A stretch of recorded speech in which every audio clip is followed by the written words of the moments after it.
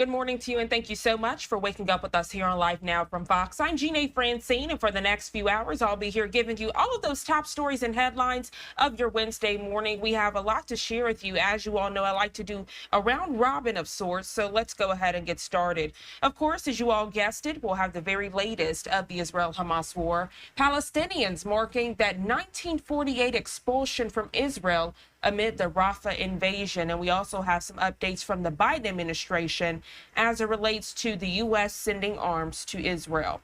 We also have updates on U.S. Secretary of State Antony Blinken. He's out in Kyiv, Ukraine for a trip out there to reassure Ukraine that the U.S. does support them amid the Ukraine-Russia war. We know that before we came on the air, Secretary Blinken was actually at a science center speaking, so we'll have that for you as well. We're also keeping a close eye on the primaries, giving you a recap of those Tuesday primaries that did happen yesterday in several states.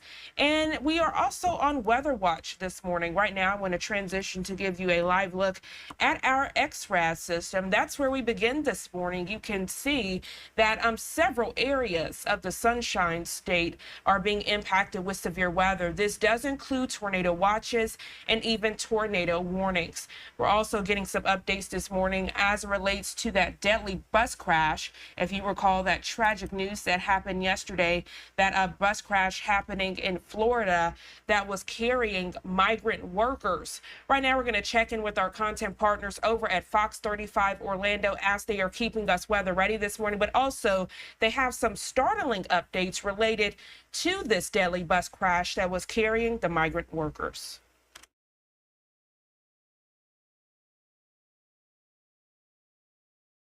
In Marion County. And former President Jimmy Carter's grandson providing an update on his health. What we're learning about the former president's current condition coming up in just a little bit.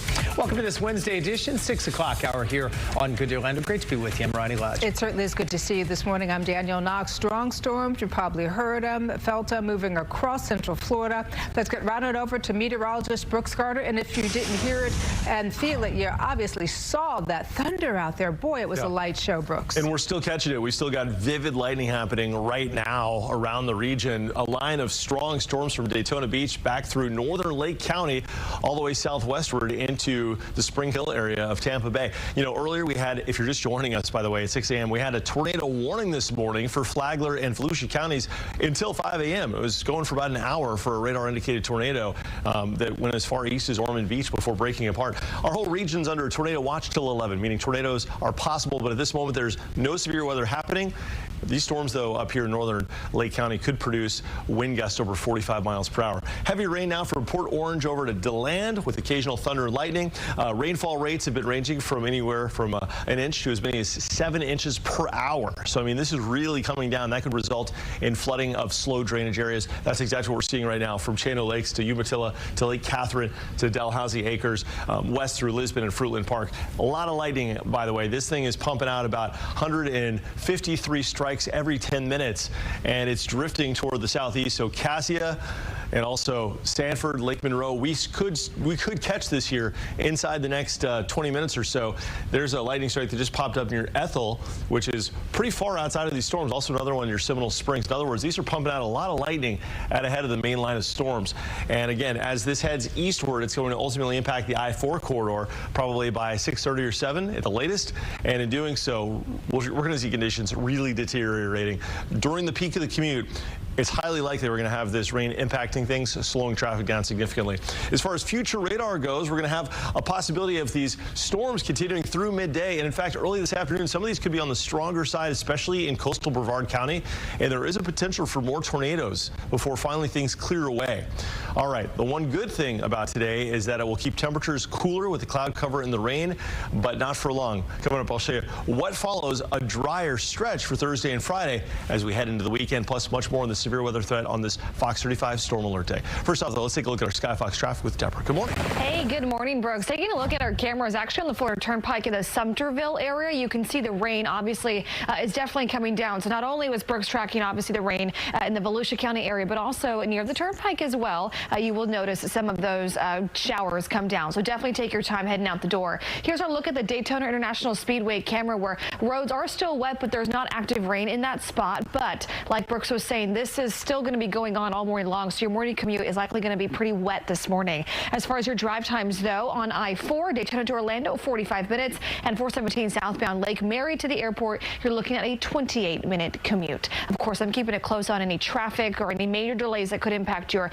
busy Wednesday morning, but I'll send things back to you and Danielle and Ryan. All right, Deborah, sounds good. Well, driving under the influence could be at the center of this horrific accident. We know 8 people are dead, more than 40 hurt. There were 53 migrants riding to work on that bus as well. FHP saying that's when a pickup truck sideswiped the bus as it drove in the opposite lanes on State Road 40. That bus then went off the road, through a fence, hit a tree, and eventually rolled over, which we covered yesterday. This morning, we now know that Brian Howard, a 41-year-old man, is expected to make his first appearance in court today. And Howard is the man who FHP says was driving under the influence when that pickup truck sideswiped the bus. Fox 35's Morgan Parrish joining us live now from Marion County this morning. She's at the hospital where some of those victims still remain this morning. And Morgan, good morning to you. This is not, by the way, Howard's first run-in with the law. Hey, Danielle, good morning. That's right. Yeah, so Howard's criminal history really dates back to 2005. We know that he's facing 8 DUI charges this morning, and we are expected to see him at his first appearance at 9 o'clock in court. Now, like you mentioned, yes, we are here at the hospital because we know several people are still being treated. We're working to find out their conditions, and actually, they're actually not all just at this one hospital. We know that they were spread between 5 hospitals, so there wasn't an issue of overcrowding. But let's take a look at the video from the scene from yesterday from this horrific crash. We know that crash had the highway shut down for hours yesterday, and FHP says that Brian Howard is facing those 8 counts of DUI manslaughter. And aside from the crash, we did look into Howard's criminal history, and like I said, he does have several careless driving infractions dating back to 2005. So if you take a look at your screen right now, we have some of those charges listed. In 2018, Howard was arrested for driving with a suspended license. Back in 2013, he was arrested for the same reason and also charged with grand theft. And then also back in 2006, he was charged with leaving the scene of a crash. Now, we learned that those on board of the bus yesterday were all from Mexico, the oldest being 31 years old with 2 young children. Is one of the worst experiences, because instead they are not criminals nor illegal immigrants. They are working, hard working. And we lost, the 200 lost very good people. Now, all of these workers were heading to Cannon Farms in Dunellen, and since the incident, the business has posted on social media thanking the public for their condolences. So again, like I mentioned, Howard will be in court this morning at 9 o'clock, and right now we're also still working to learn what his blood alcohol content was. As soon as we get some more answers, we'll be sure to bring you the details. For now, reporting live in Ocala, I'm Morgan Parrish, Fox 35 News. We'll continue to follow this story. Morgan, thank you. You can find a timeline of the story along with the very latest updates from court today on our website, fox35orlando.com. Simply head over to our homepage and click on this story. Also happening right now, severe weather is moving across central Florida. Yeah, many people waking up to heavy rain and some fierce lightning. Maybe you've seen some of the lightning in your area right now. Amanda McKenzie has been driving with the thunder truck through Volusia County. They're heading toward Palm Coast, and I know most of Volusia has been greeting you with rain, Amanda. We were going through a lot of heavy rain throughout Daytona Beach. In fact, so much rain was coming down so quickly that a lot of A1A was already experiencing some of that flooding from the storm drains not being able to keep up, and just inches of rain coming down every minute, and a lot of lightning and heavy thunder sound, heavy rain and a lot of clasps of thunder. Right now we have a little bit of a lull in the storm, but that's because we are heading southbound on I-95 toward New Smyrna Beach, where it appears that the storm is now heading in that direction. So we do expect more heavy rain in that area. So again, if you are hitting the road this morning for work or school, be mindful of the rain, the blinding lightning, and just to keep a safe distance between you and the car in front of you. We'll be continuing to monitor those conditions for you throughout the morning. We'll send it back to you in the studio. All right, Amanda, sounds good. Of course, we'll continue to check in with them as they move throughout Central Florida. You can depend on Fox 35 to keep you up to date on the storms. As we've said, if you've not downloaded the Fox 35 Storm Team weather app, great chance to do it right now. Just download that with the QR code that is on your screen.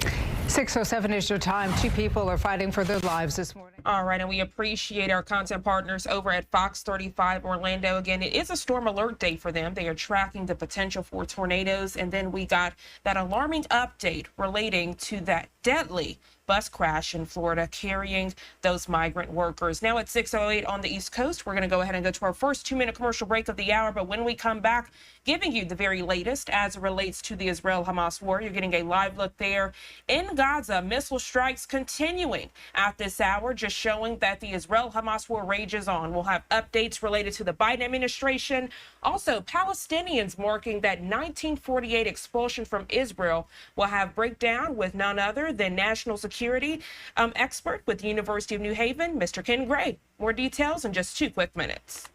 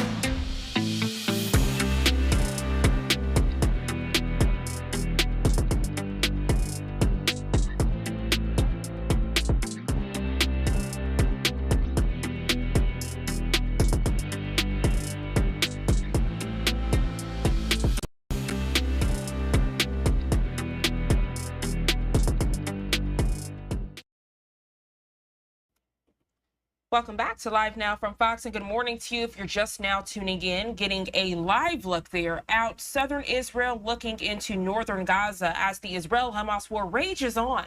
The Biden administration planning to send more than $1 billion in additional aid to Israel. Now, this is expected to include roughly $700 million for tank ammunition, $500 million worth for tactical vehicles, and $60 million in mortar rounds. But even as the White House maintains that Israel has a right to self-defense after Hamas's deadly incursion back on October 7th, escalating Israeli operations in Rafah are straining America's relationship with its closest ally in the Middle East. Fox News' Chris DeMayo reporting now on the very latest. Israeli troops are operating in north, central, and southern portions of the Gaza Strip as they press on with their goal of eliminating Hamas from the region. With tanks advancing further into the city of Rafah, IDF officials maintain the activity is critical to wiping out the last Hamas strongholds in Gaza. Since the beginning of the operation in Rafah, the forces have eliminated about 100 terrorists. The escalating tactics are causing thousands of Palestinians who were displaced to Rafah from other parts of the Strip to move again. In an effort to avoid becoming caught in the crossfire and prevent the death toll from rising, it's now more than 35,000. Officials in Qatar who have been helping to negotiate a ceasefire in the war say the situation is grim. It is clear to us that there is no roadmap towards an end to this war. We're going through a stalemate. Meanwhile, Palestinians on Wednesday will mark the 76th year of their removal from what is now Israel. Palestinians refer to it as the Nakba, which is Arabic for catastrophe. It marks the time when hundreds of thousands of Palestinians evacuated or were forced from their homes throughout the 1948 Arab-Israeli War.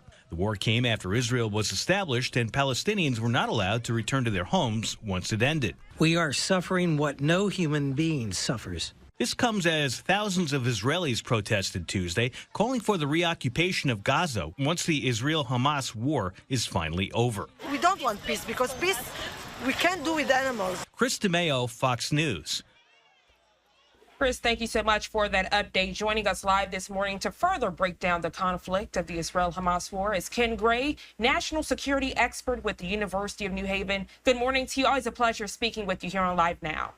Good morning, Janae. Glad to be with you again.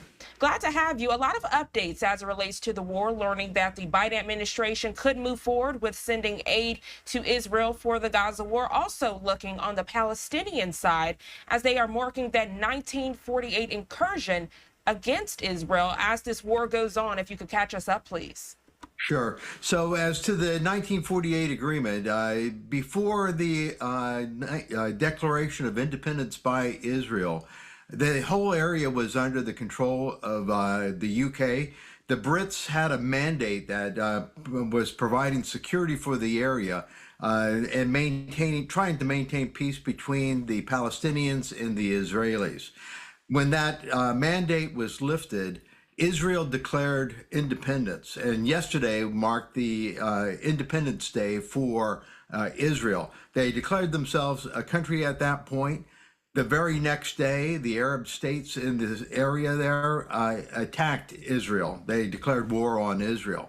So the Palestinians, when they said they were expelled from Israel, it was a result of the war that was declared on Israel after its announcement of its independence.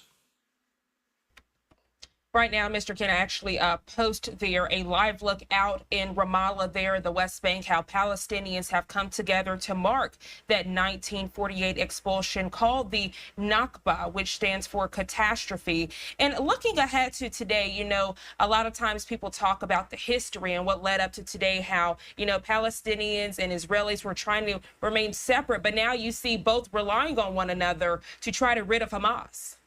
Yeah, absolutely. You know, Hamas is really the real problem here, is that Hamas got elected as the government of the Gaza Strip during one election. There's not been another election since then. Hamas is the one that has been building tunnels throughout the Gaza Strip. Hamas is the one that has the idea that they should wipe out all of Israel and Palestinians control the entire area, as they say, from the river to the sea. And so Hamas has been the one that has been really bringing all this destruction onto the Gaza Strip. Israel has responded to the attack by Hamas into Israel, and had the destruction, the death toll is really a result of Hamas's activity. Great dialogue there. Ken Gray, always a pleasure speaking with you here on Live Now from Fox for the very latest of conflicts in the Middle East. Is there anything else you'd like to add before we let you go? So we see the UN has revised the death toll numbers now for the Gaza Strip. We have been accepting the Ministry of Health, which is controlled by Hamas, their numbers showing a much larger death toll among women and children. The UN has now quietly revised those numbers, lowering the death toll still being about the same, but the number of women and the number of children has been greatly reduced, and children includes teens up to age 20, and some of those are Hamas members. And so the numbers are, while bad, are not as bad as far as the death toll for women and children. Ken Gray, thank you again for joining us here on Live Now from Fox. You enjoy the rest of your day. Thank you.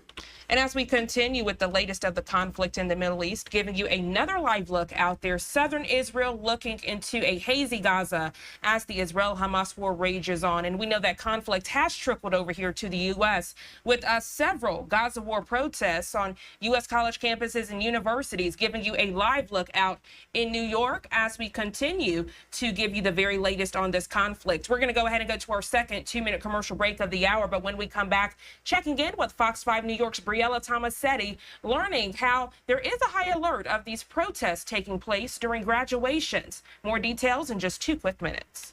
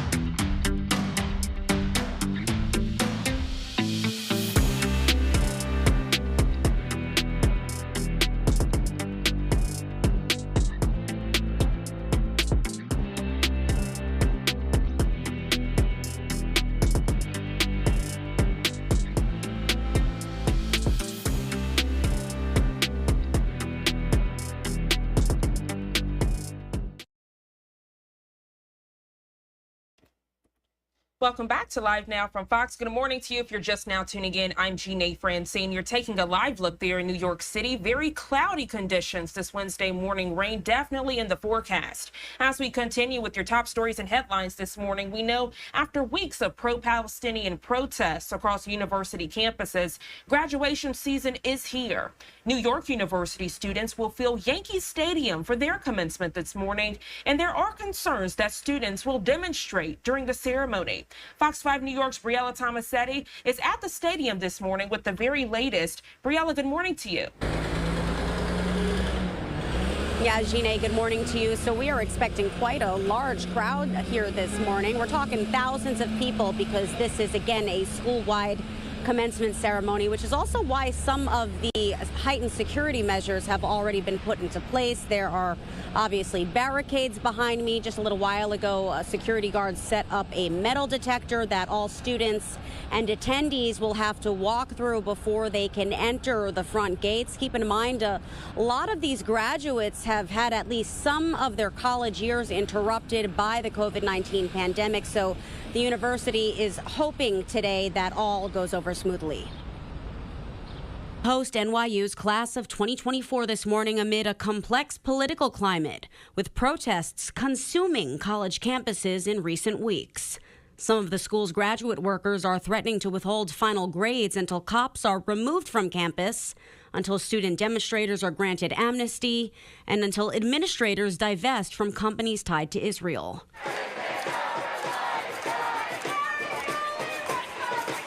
Continued demonstrations throughout the city are a visible reminder that tensions are certainly still high. Last night, protesters gathered outside the CUNY Graduate Center in Midtown and briefly occupied a building there. According to the New York Post, at one point, President Joshua Brumberg met with students in the school's lobby to try and negotiate. No arrests were made. Last night's demonstration comes about 2 weeks after the NYPD was called in to crack down on protesters and dismantle encampments at several schools. Earlier this month, police raided Columbia, City College, Fordham, NYU, and the New School at the request of each university. Congratulations, you did it. The mass protests forced Columbia to call off its university-wide graduation, but so far smaller commencement ceremonies have been held without any interruptions. The school has promised to keep all celebrations, quote, safe, respectful, and running smoothly.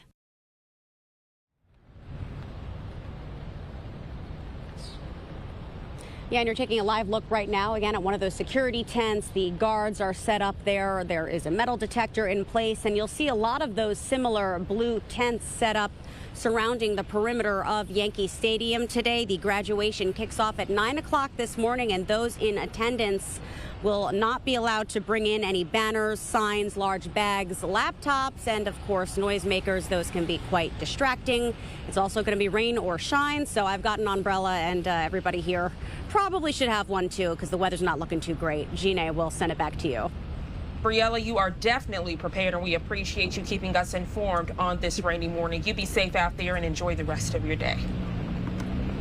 Thanks so much. Thank you so much. And speaking of hazy and cloudy and overcast conditions, giving you a live look there at the skyline in New York City. Now it's 6:23 on the East Coast, and the rain already coming down, as Briella just mentioned. We're going to go ahead and go to our third 2-minute commercial break of the hour, and when we come back, continuing with those breaking news headlines, top stories, and live events of your Wednesday morning, focusing on the latest in Ukraine. As we know, Secretary Blinken is out there to reassure U.S. support. More details in just 2 quick minutes.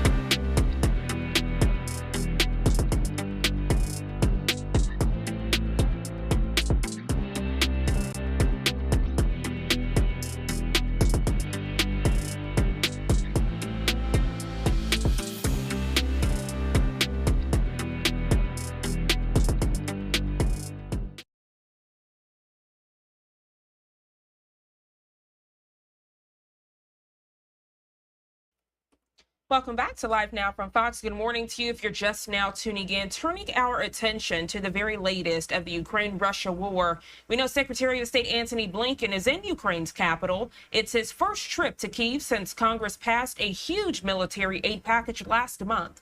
The visit also comes at a key point in the Russian conflict. Fox News senior foreign affairs correspondent Greg Palkut reporting now on the very latest. It's being called one of the most dangerous times for Ukraine since the start of its war with Russia. Moscow's military smashing into the country's northeast, taking 50 square miles of land, several towns, closing in on the country's second biggest city of Kharkiv. As hard-hit Ukrainian forces, short on guns and ammo, fight back with everything they can muster. And thousands flee for their lives. Bombs are flying. Rockets and bombs hit 5 or 6 houses. Into this crisis came Secretary of State Blinken, the first visit of a top U.S. official since the long-delayed $61 billion military aid package was okayed by Congress and President Biden last month. President Volodymyr Zelensky showed gratitude. For our warriors, thank you that you came, especially these days, to support Ukraine. Thank you for this signal. Blinken trying to reassure. The assistance is now on the way, and that's going to make a real difference against the ongoing Russian aggression on the battlefield. In fact, some U.S. weaponry already said to be there. Critically needed air defense missiles, artillery shells. Russian President Vladimir Putin, just entering his third term in office, fresh from showing off his bristling arsenal, is looking to take advantage of this missile gap. I do think that Putin is feeling much more confident about his ability to prevail in this conflict, about his ability ultimately to break our will. As Putin gets his house in order, axing his longtime defense minister, arresting other officials for corruption, heading off to Beijing to meet with allied Chinese President Xi Jinping. And Secretary Blinken, he rounded out his day in Kyiv, heading to a music venue where he played, appropriately or not, Neil Young's classic, Rockin' in the Free World. Former Ukrainian President Viktor Yushchenko is a little tougher on the U.S. than Zelensky, calling the delayed American military aid a, quote, colossal waste of time, which allowed Putin to inflict more suffering in the war. We'll see. In London, Greg Palcott, Fox News. Greg, thank you so much for that update. And we know that earlier this morning, before we came on the air around 3:30 this morning Eastern time, you see Secretary Blinken there on your screen. He was there in Kyiv, Ukraine, for a visit there at Esper Bionics. He did speak there with different science majors and scientists and those in the science field, learning about what Ukraine is doing as it relates to the Ukraine-Russia war, but also discussing international relations. He also gave some comments while there, as well as others. Let's watch and listen in, and then I'll also on your screen put up some top stories we're following this Wednesday morning. The best materials we can get, all of them are certified, all of them are performing highest standards. What is the metal? This exact metal is 7075. It's aluminum. It's commonly known as aviation grade aluminum. We also use stainless steels. We also use sometimes specific plastics like PEEK, some plastics that are compatible with the human body. And do you get feedback from your users to help with continuous improvement?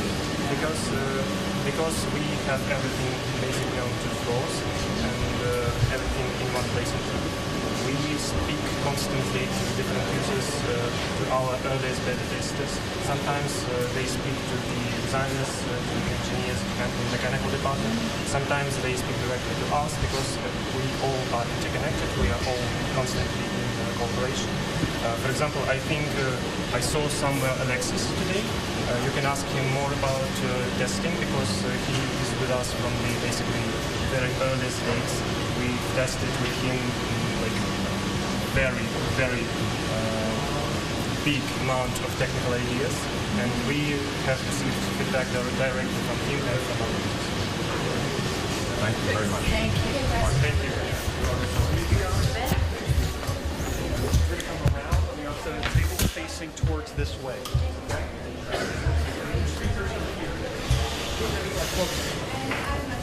They're on the. We go behind. Okay.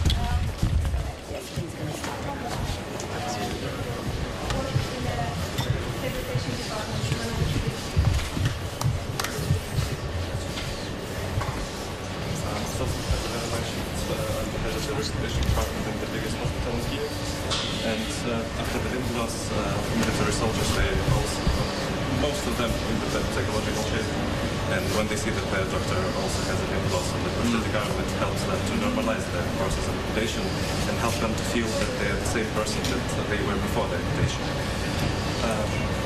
Apart from high quality functional, the prosthetic arm also has an anatomical design that helps in the psychological part of the rehabilitation. The soldiers, they want a new arm, not just a new arm. So the anatomical design and it helps a lot with psychological rehabilitation.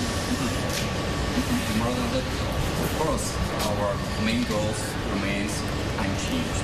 We developed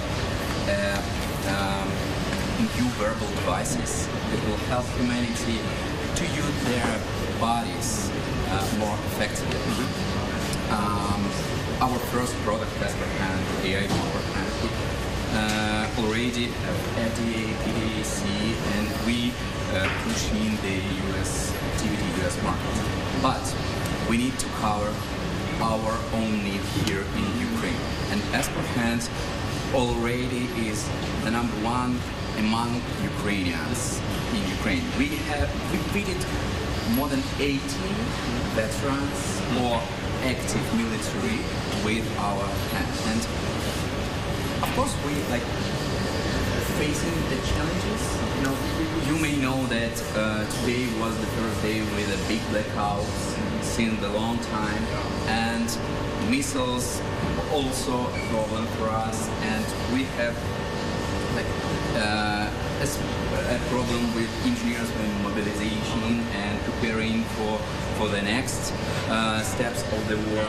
But we are here, we work here, we live here, we understand why we are here, why we do it.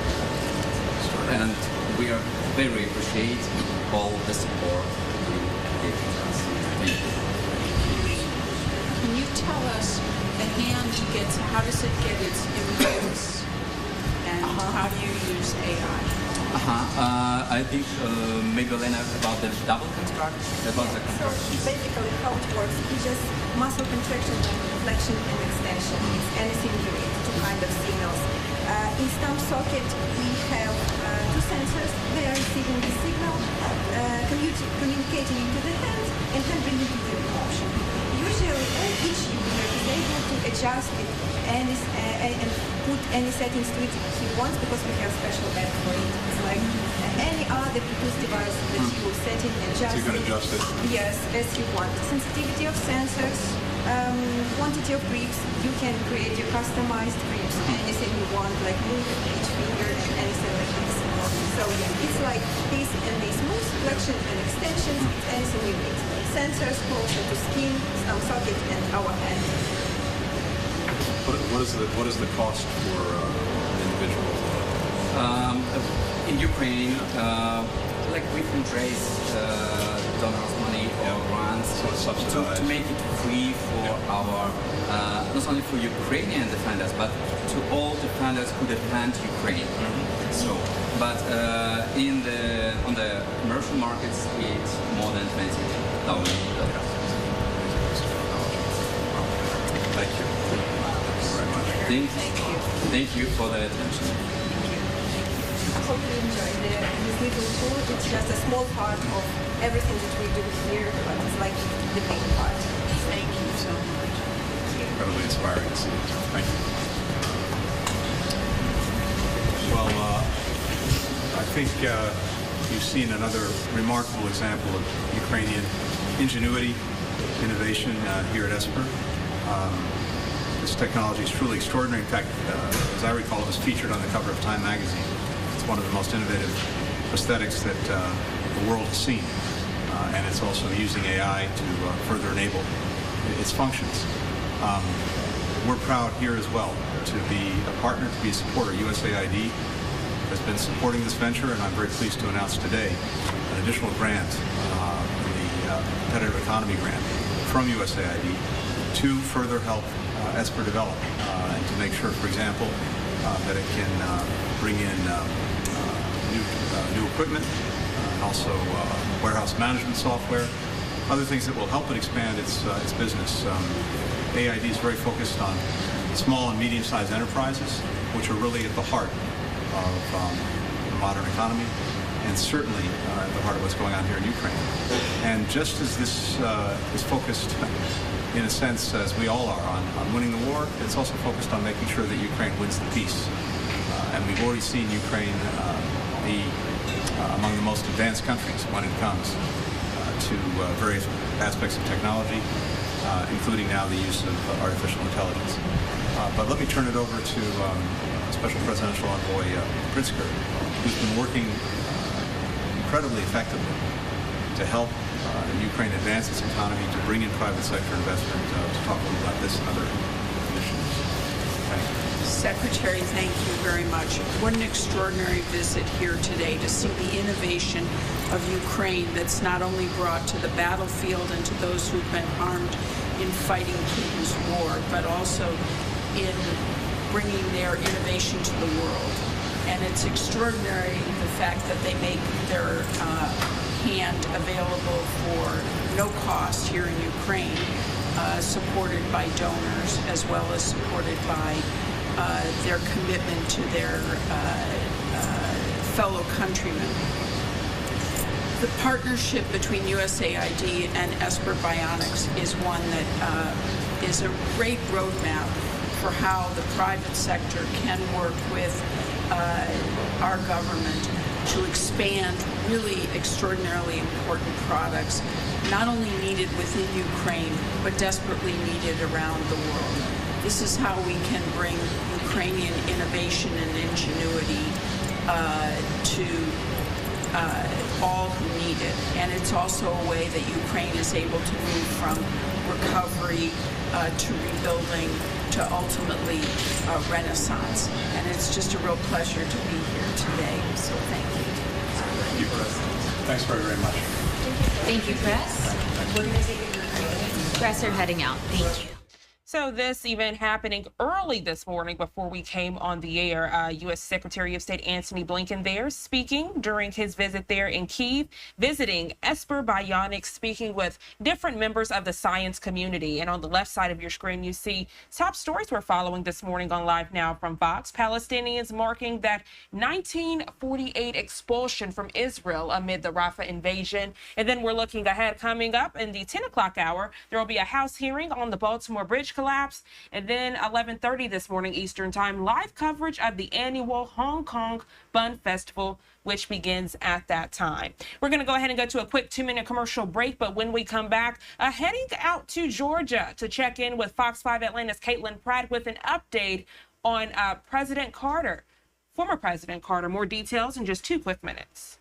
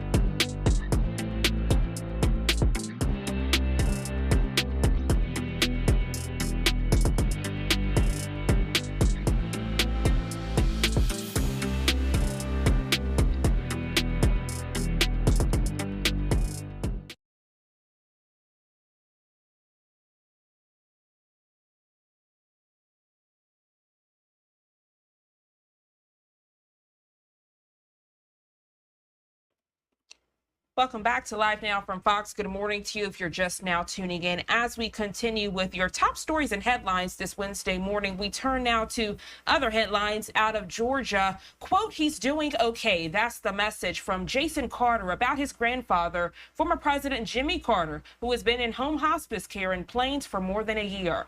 Fox 5 Atlanta's Caitlin Pratt joining us live from the Carter Center with the latest of this update. Caitlin, good morning to you.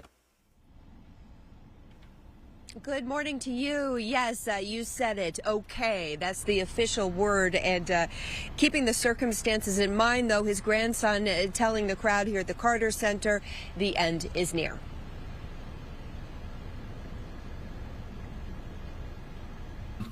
Is doing okay. Jimmy Carter, 99 years old, has been living in hospice in his Plains home for more than a year. His grandson, while speaking Tuesday at the 28th Rosalind Carter Georgia Mental Health Forum, shifted his focus to a personal update, describing a recent visit where the pair watched an Atlanta Braves game. I said, Papa, I can't, people ask me how you're doing, and I say, I don't know.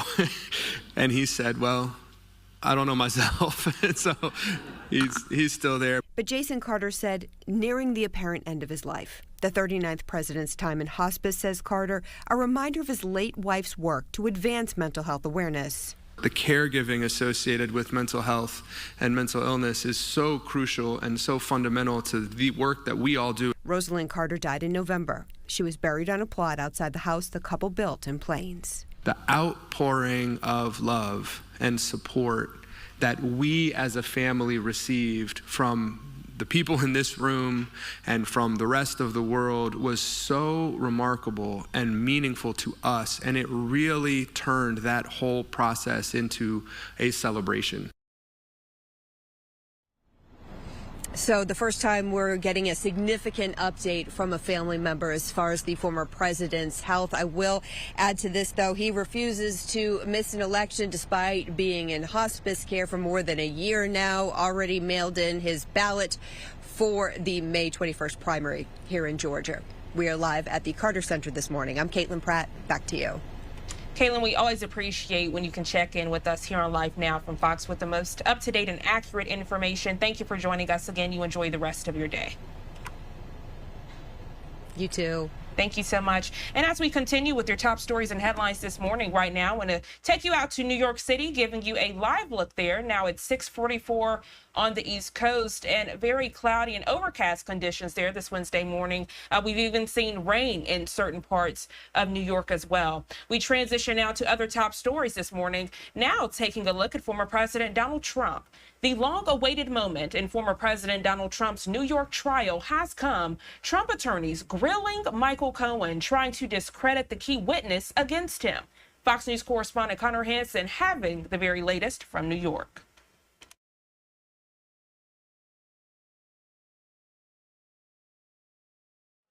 Donald Trump's former attorney and fixer, Michael Cohen, has been on the stand for 2 days. He says Trump reimbursed him for a $130,000 payment to keep Stormy Daniels quiet ahead of the 2016 election. When Trump's lawyer had his turn to question Cohen, he tried to paint him as a liar who was obsessed with Mr. Trump. Cohen was asked about his efforts to get his prison sentence reduced by cooperating with an investigation into the former president. Defense attorneys also brought up social media posts and videos in which Cohen said he wants to see Trump get convicted. You should be equally concerned about how the legal system is being weaponized and abused for partisan purposes. Remember this, all over the world they're watching this trial and they're seeing what a disgrace this is, and a big disgrace to New York. Legal experts agree Cohen's testimony will be key in the jury's decision. It's going to hinge, bottom line, on whether or not this jury believes what Michael Cohen is saying. While Trump supporters are attacking Cohen's credibility, his former lawyer points out a judge in another Trump case bought his testimony. In the AG trial, it may have been non-biblical, but it was pretty severe by the Trump attorney in cross-examining. What did the sitting judge write after that cross-examination? That he found Michael Cohen credible. Trump's attorney says he expects to finish cross-examining Cohen by the end of the week. He told the judge they have not decided whether Trump will take the stand. In New York, Connor Hansen, Fox News. Connor, thank you so much for that update. Meanwhile, the former president did speak to the media after the hush money trial yesterday as he was exiting the courtroom. I want to play those comments for you now in full.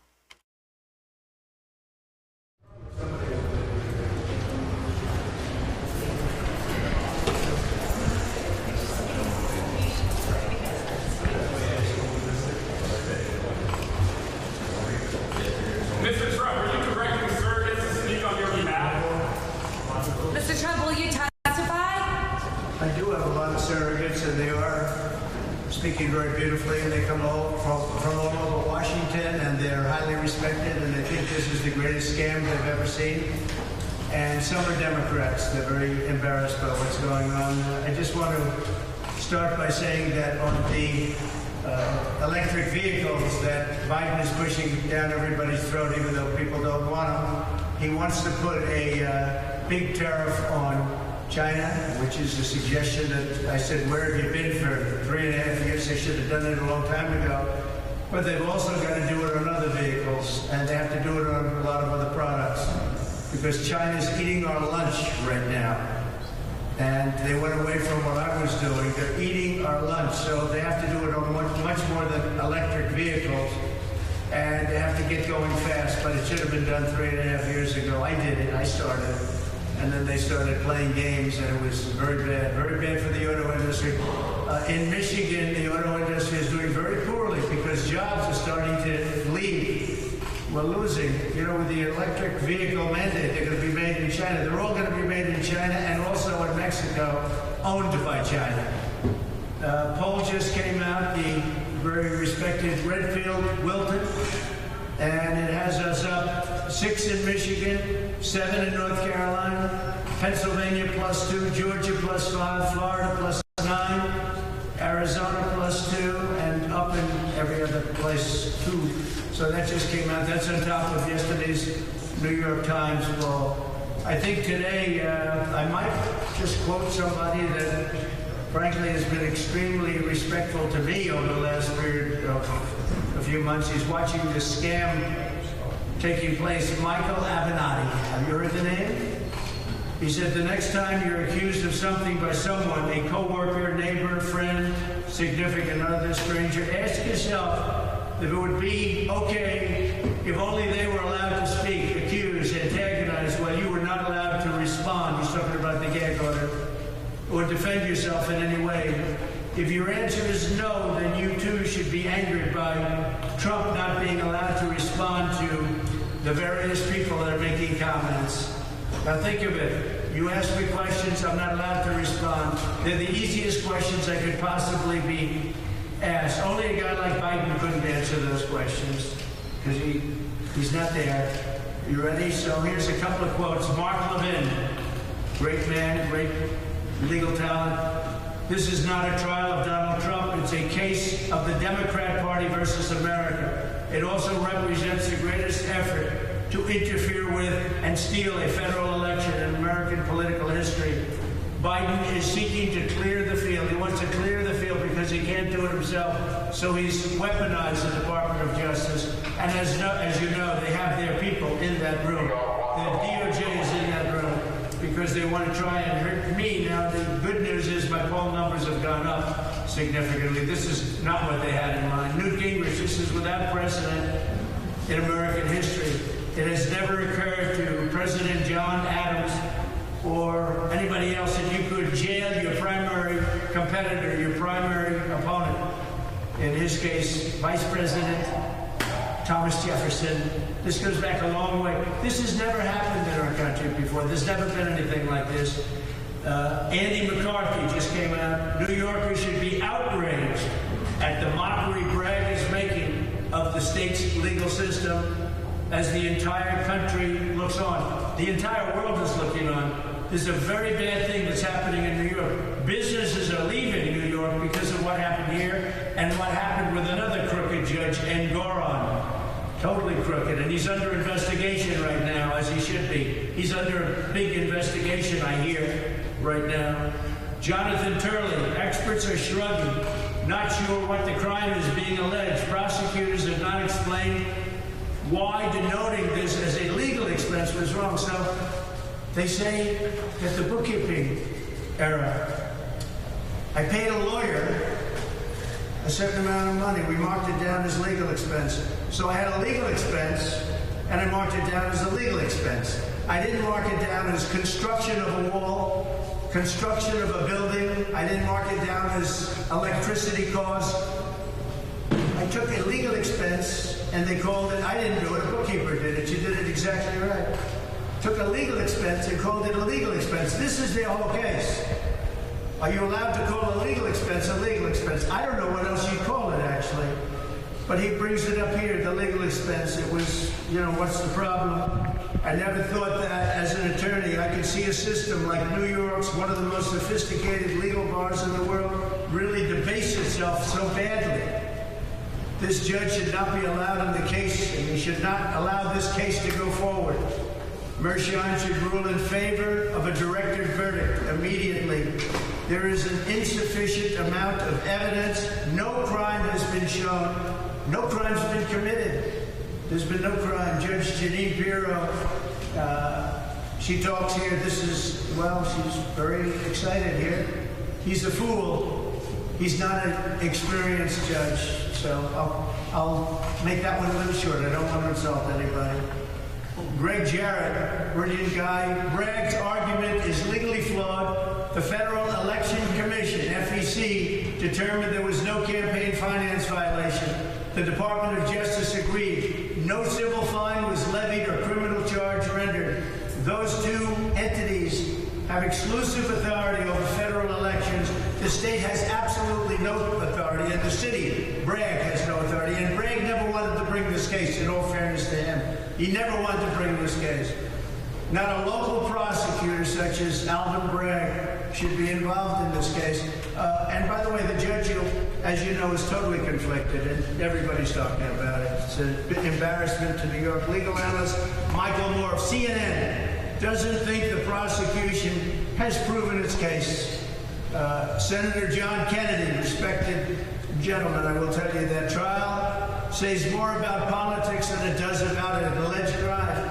If you want to hide something from Bragg, you put it in the law book. Bringing in a fellow criminal trial, it hasn't proved to be a felony. There was no crime. Everybody's saying there's no crime.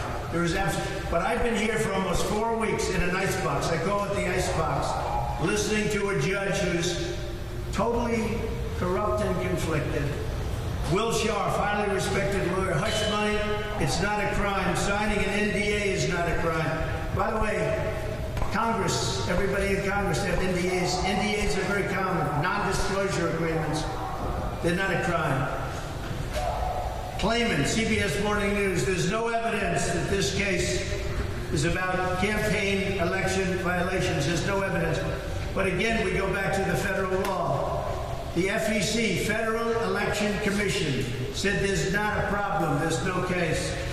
And Vivek, who's here right now, so he can speak for himself, he said this is a sham trial. It's politically motivated. It's an assault on the leading candidate for U.S. president. I would expect he would say something good, actually, so I won't go through the rest, but he's here. He's going to talk to you. The Speaker of the House is here. We have Byron Donalds. Corey is here. We have a lot of great people here to talk to you. And they won't let them speak here. I guess they want to make it difficult for them to speak. So for some reason, I can speak here, but I'm the only one that's allowed. The gag order has to come off. So when you ask me a question about the people that we're talking about, I'm not allowed to answer. There's never been anything like this in the history of our country. It's a scam. It's election interference at a level that's never taken place before. And now, if you don't mind, I'm going to go into the icebox and sit for a long time. Thank you very much. Mr. Trump, will you testify? Mr. Trump, what can we expect from Fox? Mr. Trump, how is the judge making money off this case? All right, so that was former President Donald Trump speaking to the media there as he was exiting the Manhattan courtroom for that hush money trial. It's been a very busy week, to say the least, as we know that his former attorney, Michael Cohen, has been on the witness stand, and we know that Trump's attorneys are trying to discredit him as it relates to Stormy Daniels. Now it's 6:56 on the East Coast, giving you a live look out at a cloudy New York City. We know that the hush money trial will not resume today, as it is Wednesday, but it will resume tomorrow. And good morning to you if you're just now tuning in. I'm Jeanne Francine, here to bring you all of those breaking news headlines, top stories, and live events. And you all know when it's close to the top of the hour, I like to do a round robin of sorts to let you know what you can expect on this Wednesday morning. So let's do that. Right now, I want to give you a live look out in southern Israel, looking into northern Gaza there.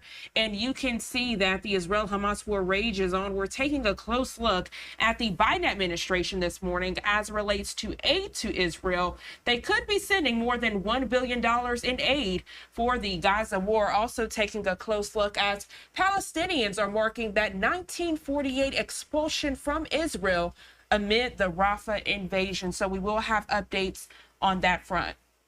We'll also be taking a close look at the very latest of the Ukraine-Russia war. Right now, I want to give you a look at some video that we have here in our Live Now from Fox Studios. We know that U.S. Secretary of State Antony Blinken is out there in Kyiv, Ukraine, to be specific, this morning. He met with some scientists this morning at the place was called Esper Bionics. He met there with them discussing how things are being built for the Russia-Ukraine war. And we also know that this is his first trip out there since Congress passed that huge military aid package last month. So we will have updates on that front as well. And then we're also following the very latest as it relates to those primary elections that did happen in several states yesterday. We'll have an update on that and then analysis with my colleague Austin Westfall. So we will have that for you. We are also on Weather Watch this morning. I want to give you a live look at our XRAD system. Now it's 6:58 on the East Coast. You can see several storms brewing this morning, but specifically looking at the Sunshine State, we know that there are concerns for tornadoes. Tornado watches and warnings have been in effect since I got here this morning at 4 a.m. Eastern time. And some of those watches and warnings have since dissipated, but I'm told that you can go ahead and expect for them to be, coming back and forth throughout the day. And that's actually where we begin this morning with weather. As we begin, we know several areas of the Sunshine State are going to be impacted with severe weather. Now, we're also getting an update this morning as it relates to that deadly bus crash that happened in Florida with those migrants on that bus, those migrant workers, that happening in Florida as well. Just tragic news that we got yesterday afternoon. So we'll have an update on that as well. For both of these updates as relates to your storm alert day, weather watch, and also for this update on this migrant bus crash that happened in Florida, we're going to check in now with our content partners over at Fox 35 Orlando.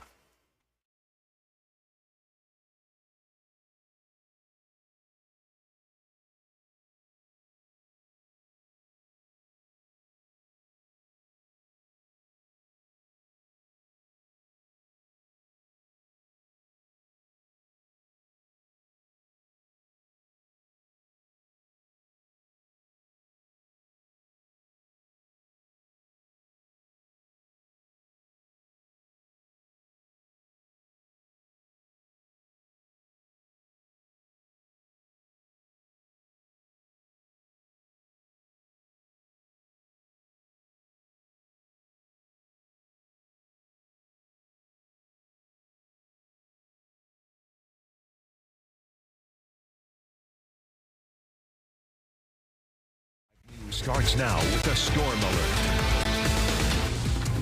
Right now at 7, a round of storms continues to impact us here in Central Florida. We've been on the air since 2:30 this morning, tracking the threat of severe weather.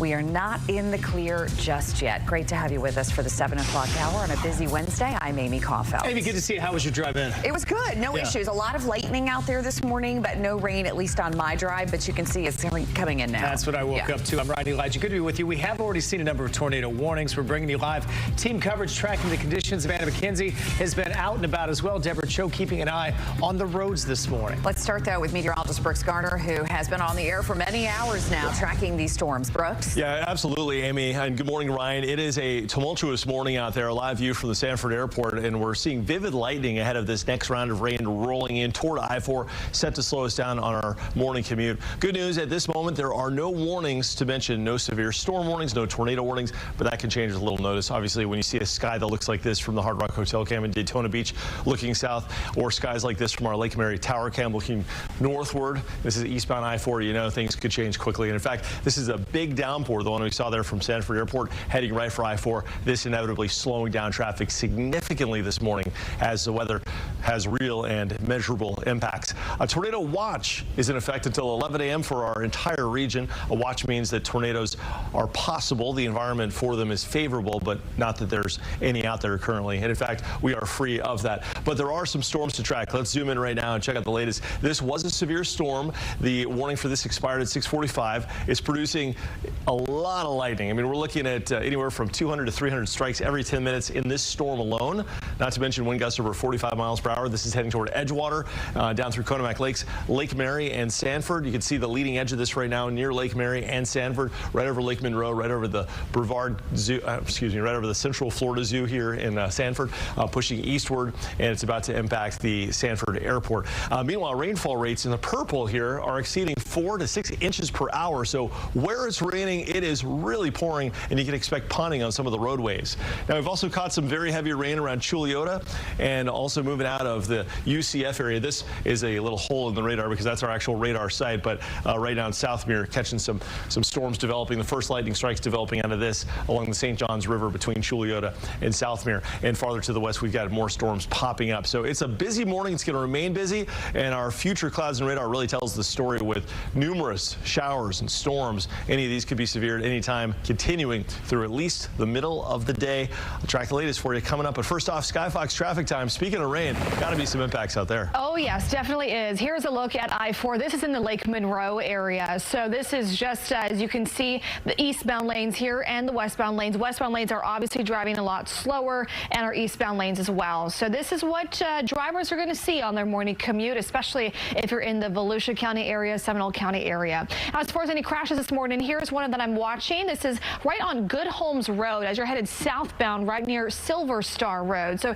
to give you some perspective here, it's just north of Colonial Drive, not far from the 408. So I'll keep my eye on that to see if that's causing any sort of a major congestion for you this morning. But here's what we're looking at for our delays. I-4 eastbound from US 27 to the beach line, you're looking at an extra 21 minutes to your commute. There was a crash earlier this morning, so that could be causing some of that as well. Lake Mary Boulevard to Colonial Drive, you're looking at an extra 2 minutes to your commute. So give yourself about a 15-minute drive this morning. But if you're heading out the door right now, please be slow out there on the roadways. I'll send things back to you at the desk. All right, Deborah, thanks. I want to get an update on that tragic story we followed since yesterday morning here on Good Day Orlando. Driving under the influence could be at the center of this terrible crash. We know 8 people are dead, more than 40 hurt.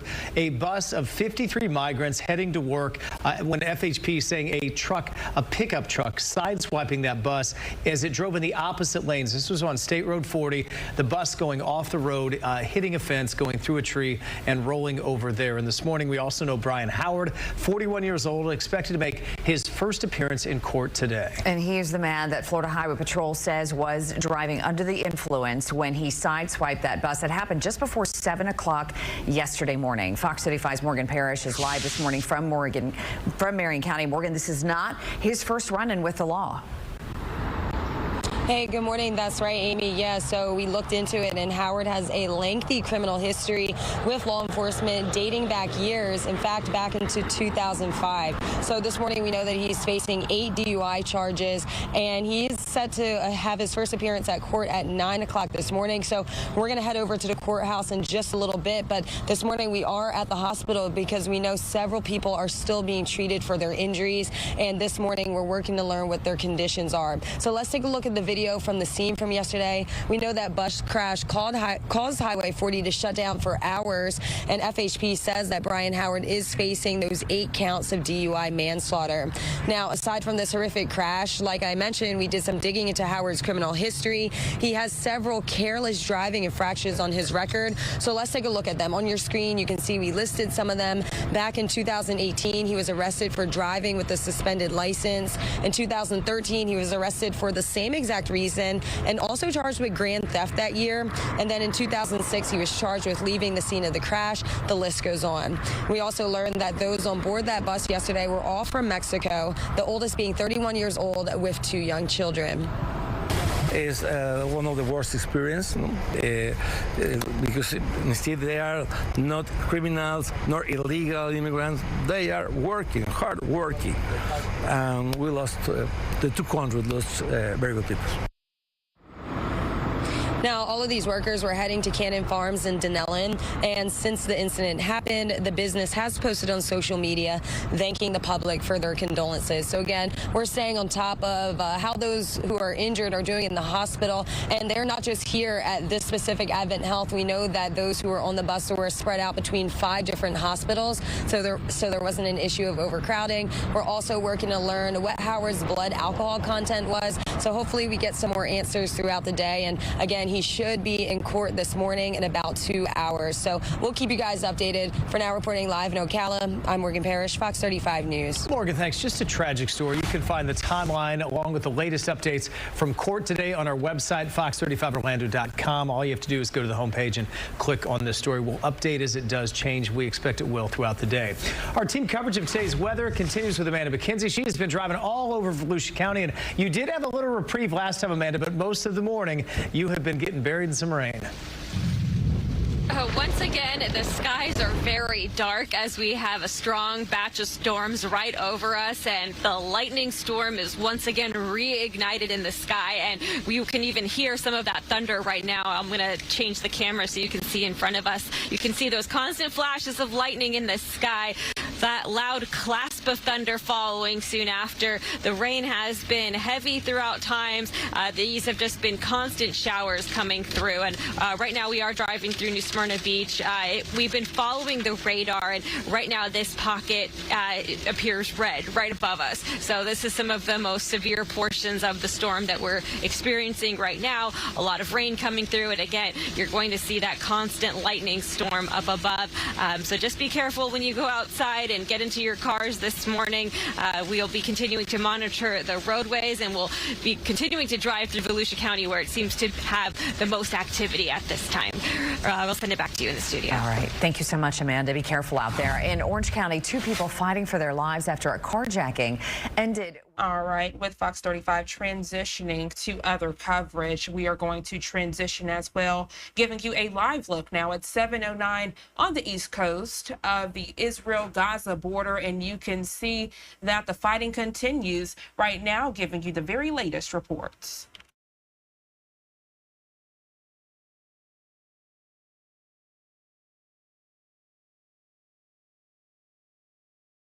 To Israel. Now, this is expected to include roughly $700 million for tank ammunition, $500 million worth for tactical vehicles, and $60 million in mortar rounds. But even as the White House maintains that Israel has a right to self-defense after Hamas's deadly incursion back on October 7th, escalating Israeli operations in Rafah are straining America's relationship with its closest ally in the Middle East. Fox News' Chris DeMayo reporting now on the very latest. Israeli troops are operating in north, central, and southern portions of the Gaza Strip as they press on with their goal of eliminating Hamas from the region. With tanks advancing further into the city of Rafah, IDF officials maintain the activity is critical to wiping out the last Hamas strongholds in Gaza.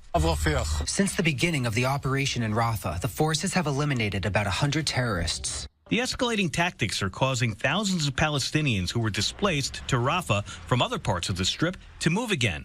In an effort to avoid becoming caught in the crossfire and prevent the death toll from rising, it's now more than 35,000. Officials in Qatar who have been helping to negotiate a ceasefire in the war say the situation is grim. It is clear to us that there is no roadmap towards an end to this war. We're going through a stalemate. Meanwhile, Palestinians on Wednesday will mark the 76th year of their removal from what is now Israel. Palestinians refer to it as the Nakba, which is Arabic for catastrophe. It marks the time when hundreds of thousands of Palestinians evacuated or were forced from their homes throughout the 1948 Arab-Israeli War.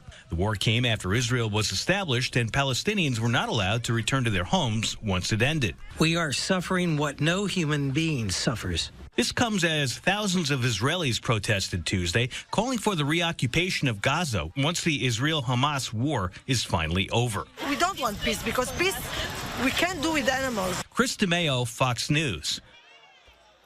Chris, thank you so much for that update. Joining us live this morning to further break down the conflict of the Israel-Hamas war is Ken Gray, national security expert with the University of New Haven. Good morning to you. Always a pleasure speaking with you here on Live Now.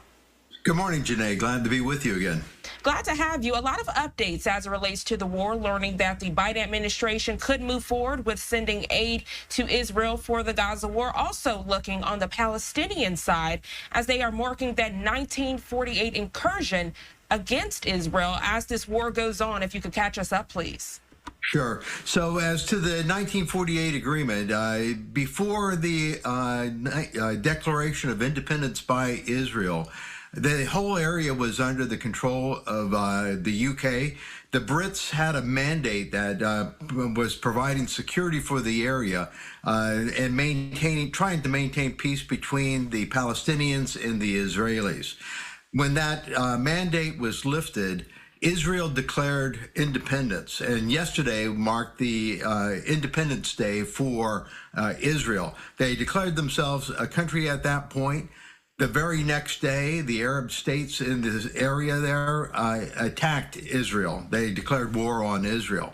So the Palestinians, when they said they were expelled from Israel, it was a result of the war that was declared on Israel after its announcement of its independence. Right now, Mr. Ken, I actually post there a live look out in Ramallah there in the West Bank, how Palestinians have come together to mark that 1948 expulsion called the Nakba, which stands for catastrophe. And looking ahead to today, you know, a lot of times people talk about the history and what led up to today, how, you know, Palestinians and Israelis were trying to remain separate. But now you see both relying on one another to try to rid of Hamas.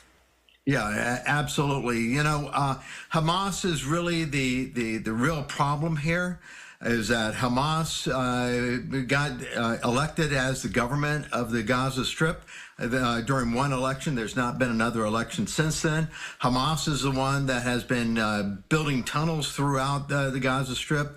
Hamas is the one that has the idea that they should wipe out all of Israel and Palestinians control the entire area, as they say, from the river to the sea. And so Hamas has been the one that has been really bringing all this destruction onto the Gaza Strip. Israel has responded to the attack by Hamas into Israel, and the destruction, the death toll, is really a result of Hamas's activity. Great dialogue there. Ken Gray, always a pleasure speaking with you here on Live Now from Fox for the very latest of conflicts in the Middle East. Is there anything else you'd like to add before we let you go?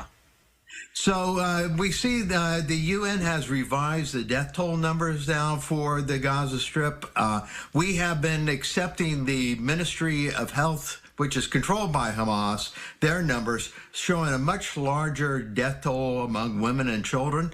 The UN has now quietly revised those numbers, lowering the death toll still being about the same, but the number of women and the number of children has been greatly reduced, and children includes teens up to age 20, and some of those are Hamas members. And so the numbers are, while bad, are not as bad as far as the death toll for women and children. Ken Gray, thank you again for joining us here on Live Now from Fox. You enjoy the rest of your day. Thank you. The Biden And giving you a live look there on your screen as we continue to discuss the very latest of the Israel-Hamas war. You're seeing the fighting continues now at 7:15 on the East Coast. We're going to go ahead and go to our first 2-minute commercial break of the hour. And when we come back, transitioning to the very latest of the Ukraine-Russia war, we know that Secretary of State Antony Blinken is about to take the podium with the Ukrainian foreign minister to give an update. We'll be right back.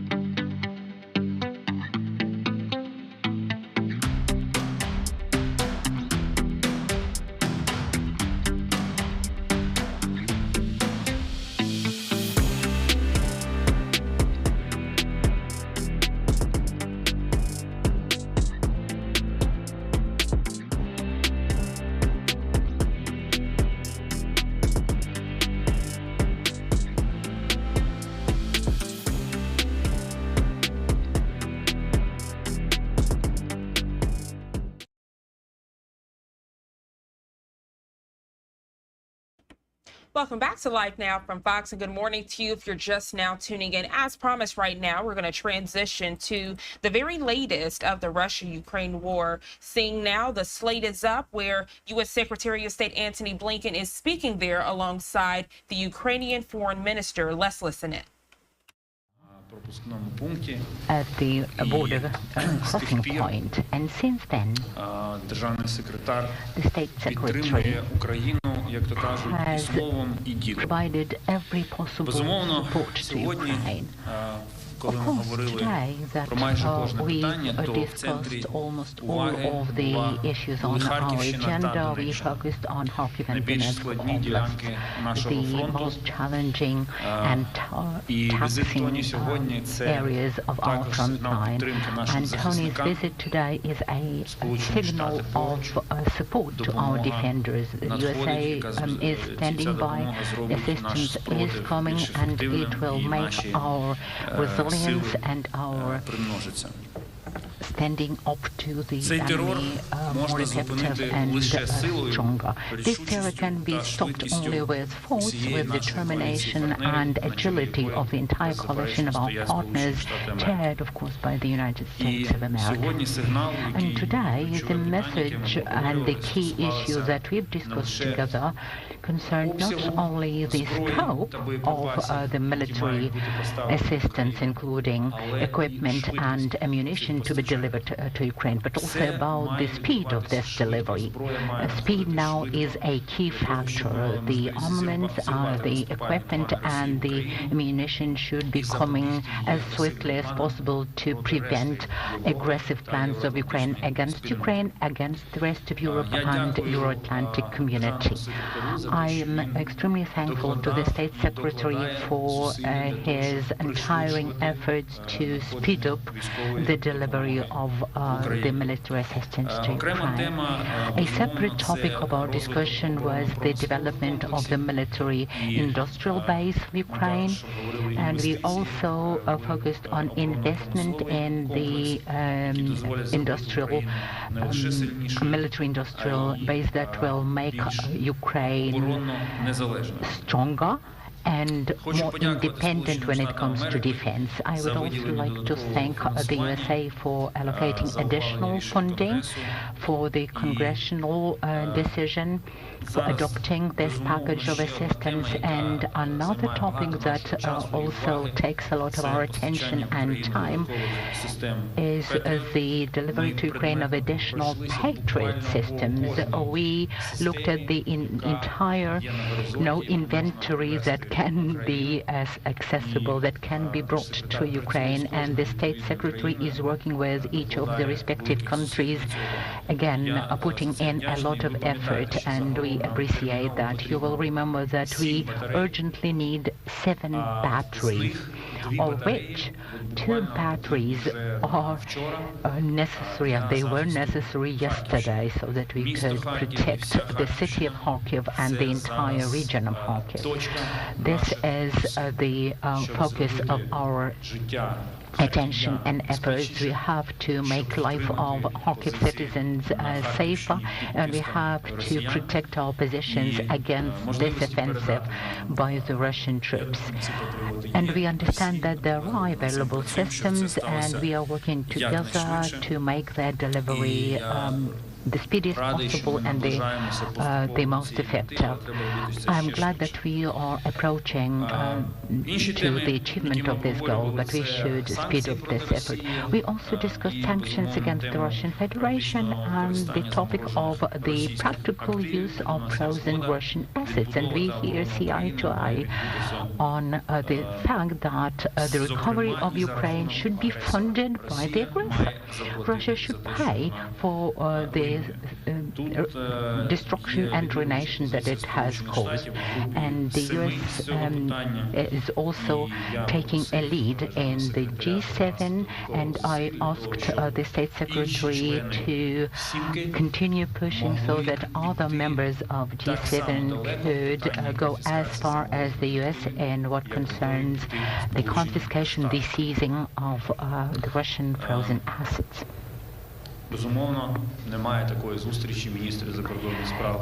There can be no meeting between the foreign ministers of the USA and Ukraine that would not focus on Ukraine's potential membership of NATO. 2 very intense, very busy days. I appreciate that. Thank you very much, Tony, for them. This is a very powerful message to both our friends and our enemies. Thank you. Over to you. Well, Dmytro, thank you very much. And, I remember very well standing with you just inside Ukraine next to the Polish border. And I think back to that. I think about the road that's been traveled since then. If you count that, I've been here 5 times since the Russian reinvasion, 4 times to Kyiv. Yesterday, I had a chance to speak about the work that we're doing, the steps the United States is taking to help ensure Ukraine's strategic success. We're working to ensure that Ukraine can deliver on the battlefield today as it continues to protect the country from Russian aggression, but also put itself in a position where it can deter and defend against future attacks, and fundamentally secure for the Ukrainian people the right to decide their own future. We have, of course, the supplemental, and the assistance from the supplemental is on its way. In fact, some of it's already been delivered. But today I want to add to that by announcing that we will provide an additional $2 billion in foreign military financing for Ukraine. And we put this together in a first-of-its-kind defense enterprise fund.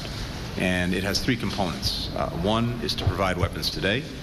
So this will assist Ukraine in acquiring those weapons. 2 is to focus as well on something that Dmytro just talked about, investing in Ukraine's defense industrial base. helping to strengthen even more its capacity to produce what it needs for itself, but also to produce for others. And finally, using this fund to help Ukraine purchase military equipment from other countries, not just the United States, for Ukraine's use. All of this, in particular, as we're thinking about the defense industrial base, builds on an incredible spirit of innovation, of ingenuity, of entrepreneurship that we see here in Ukraine, and that I again had a chance to witness for myself. I saw it at the Breville facility, which is doing extraordinary work, innovative work with entrepreneurial vision.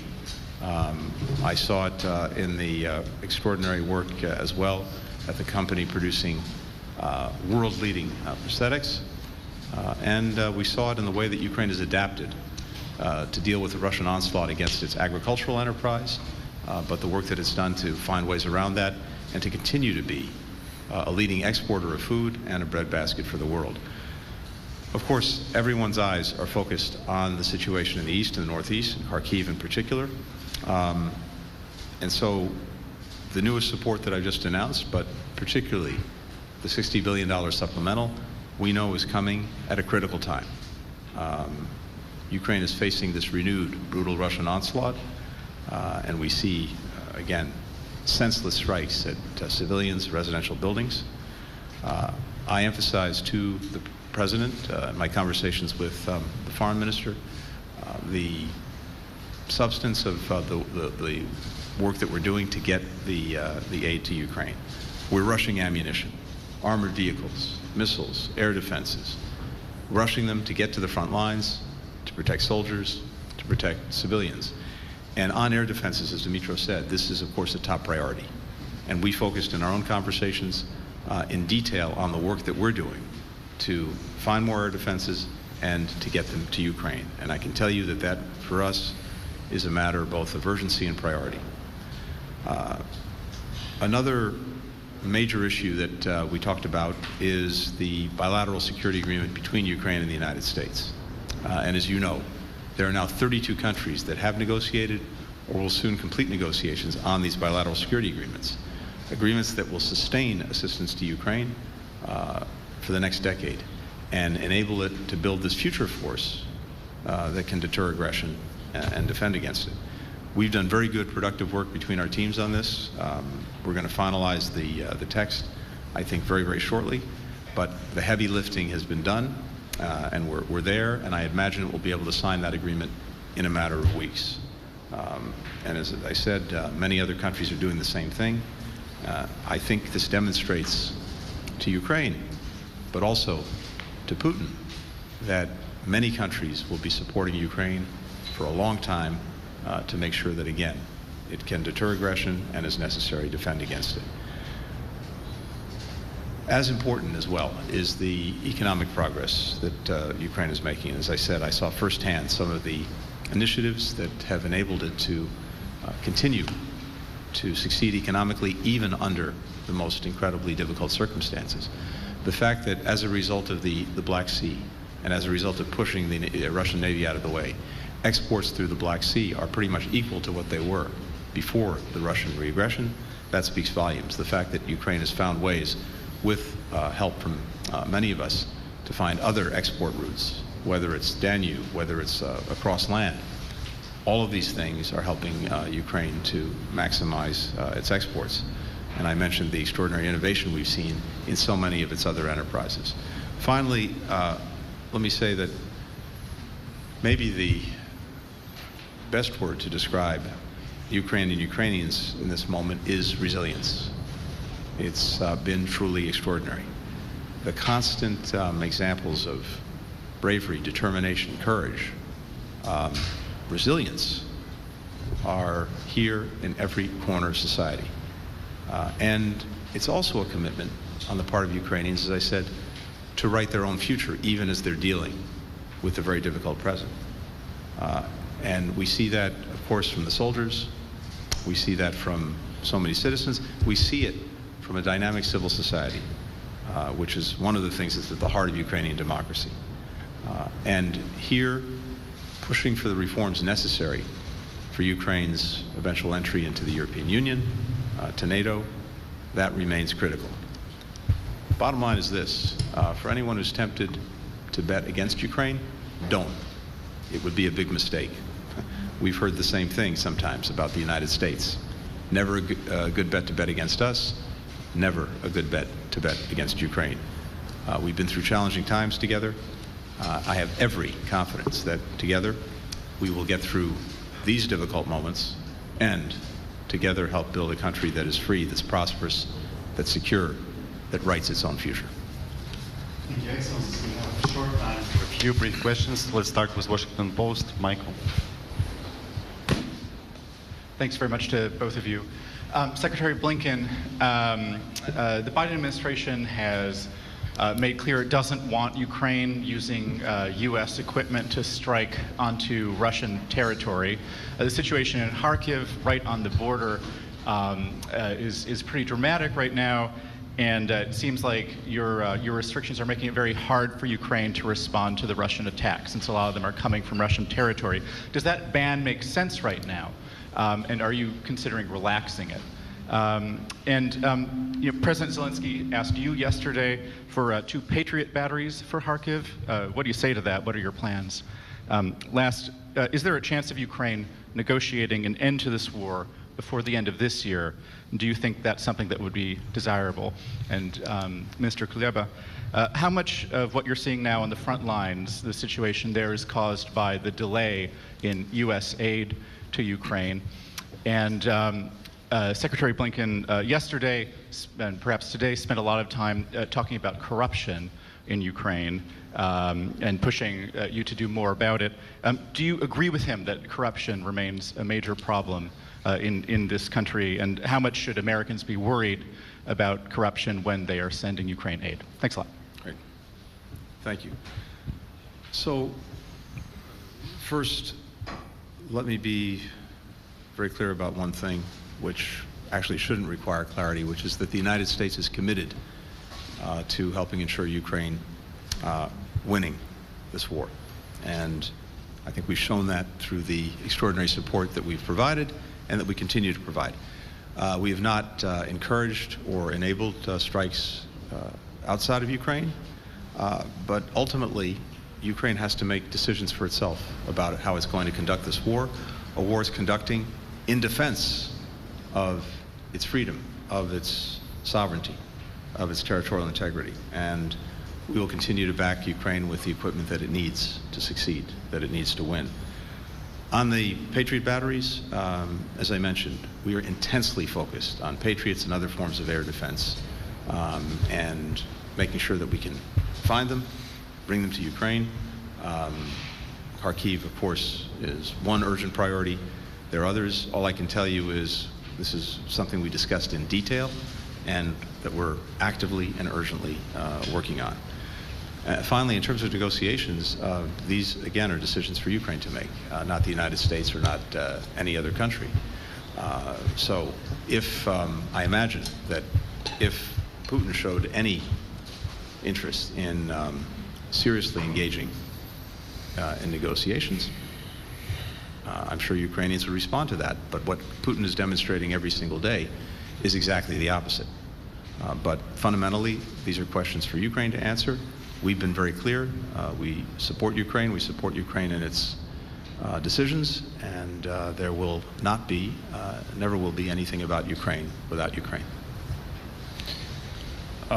Every delay of supply results in setbacks on the front line. This is the general rule.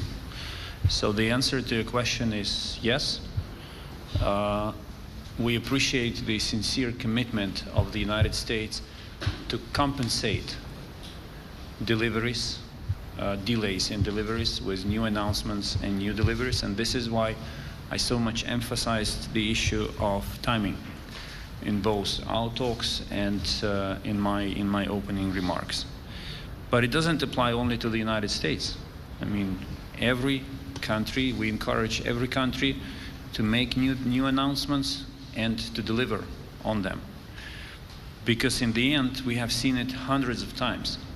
When a Ukrainian infantryman or artilleryman has everything that he or she needs we are winning. Every time there are delays in supplies and insufficient supplies, we are not winning. The law of the war is cruel, but very clear. It allows us to know what and how needs to be done. On your second question, there is a perception of the level of corruption, and there are facts about the level of corruption. And when I read reports and assessments produced by the most prudent watchdogs on corruption, like the European Union or the International Monetary Fund, we see that they commend Ukraine for taking anti-corruption measures, for introducing anti-corruption reforms. And there is always a very simple criteria. You know, if we were as corrupt as the perception says, they simply wouldn't be giving us any money. They wouldn't be opening accession talks with Ukraine to accede the European Union, and the United States wouldn't have trust in Ukraine. So there are issues which we are addressing together, but I think it will be true to say that since his first day in office, President Zelensky, and since the first sessions of the Ukrainian government and parliament, we've been consistently tackling issues of corruption and achieved serious results on this track.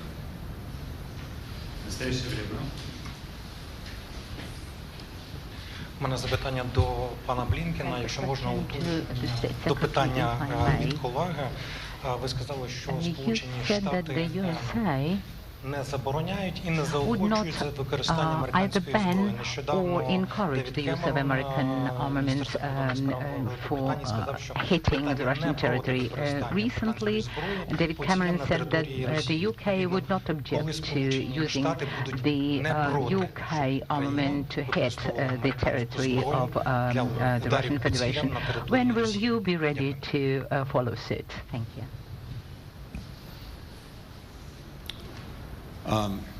Again, we're determined that Ukraine win this war and succeed for its people and for its future. We've been clear about our own policy, but again, these are decisions that Ukraine has to make, Ukraine will make for itself, and we're committed to making sure that Ukraine has the equipment it needs to succeed on the battlefield. Next one goes to BBC. Thank you. Thank you very much. Tom Bateman from the BBC. Mr. Secretary, President Putin has announced he's going to visit China this week. We were with you 3 weeks ago in Beijing, where you warned of consequences if China didn't stop its exports to Russia of tools and parts that make weapons used here in Ukraine. Have you been able to tell your Ukrainian counterpart that you are now imposing those consequences, or have the Chinese listened to your warning? And if I could ask you about Gaza, Israel has taken control of the Palestinian side of the Rafah crossing in the last week. That means that the last territorial connection to the outside world for ordinary Palestinians in Gaza is now occupied by Israeli forces, which has the potential to create a very serious crisis with Egypt, and there have been quite a few warnings about this. How long can Israel stay in control of that crossing? And where is the line, and where a limited operation in Rafah turns into something that you've said you oppose? And we've seen nearly 500,000 people now displaced from Rafah over the last week or so. And Mr. Foreign Minister, if I may, we heard from the Secretary of State yesterday that the US is with you for the long term on this. But I just want to ask the question that there is a US presidential election later this year. It may be a promise for the Secretary of State to make, but not necessarily one for him to keep. And are you concerned about what that may mean for the long-term support for Ukraine? Thank you. Tom, thank you. First, with regard to China, and you heard me talk about this at some length when I was in Beijing, and since then, as well as other colleagues in the government. The concern that we have is this. It's not about China providing weapons to Russia for use in Ukraine. North Korea is doing that, Iran's doing that, others may be. China's held back from that. But what we are deeply concerned about is the support that China's providing to Russia to rebuild its defense industrial base in ways that are materially contributing to and making a difference in its aggression against Ukraine. As I said when we were in Beijing, we see that the overwhelming majority of machine tools that Russia is getting from abroad are coming from China. The overwhelming majority of microelectronics that Russia is getting from abroad are coming from China. And these are going directly to strengthening that defense industrial base that over the last year has been able, as a result, to churn out more tanks, more armored vehicles, more missiles, all used in the aggression against Ukraine. So what I shared with Chinese counterparts, and I've said here as well, is that not only are we looking and watching this very carefully, but as necessary, we have and we will continue to take action, including sanctioning entities involved, companies involved. We've already levied something like more than 100 sanctions against enterprises that are involved in this kind of support. And as necessary, we're going to continue to do that. Now, the other thing that's important about this, as I said then, and I think you're seeing this play out too, is that to the extent China is looking to have stronger relations with countries in Europe, it can't on the one hand seek to do that, while on the other hand remain responsible for fueling the biggest threat to Europe's security since the end of the Cold War, because the threat posed by Russia is both the immediate threat here in Ukraine as a result of the aggression, but also as it works to try to get around sanctions, export controls, etc., in rebuilding its defense industrial base, an ongoing and potentially growing threat to many other countries in Europe. So this is of acute importance to many Europeans that I've talked to, and I imagine that they're making that known to Beijing as well. With regard to Gaza,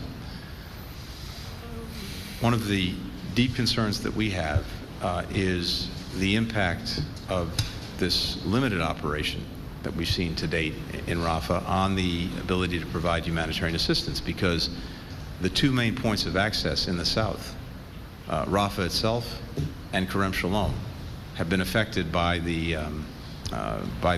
resulting conflict in the south.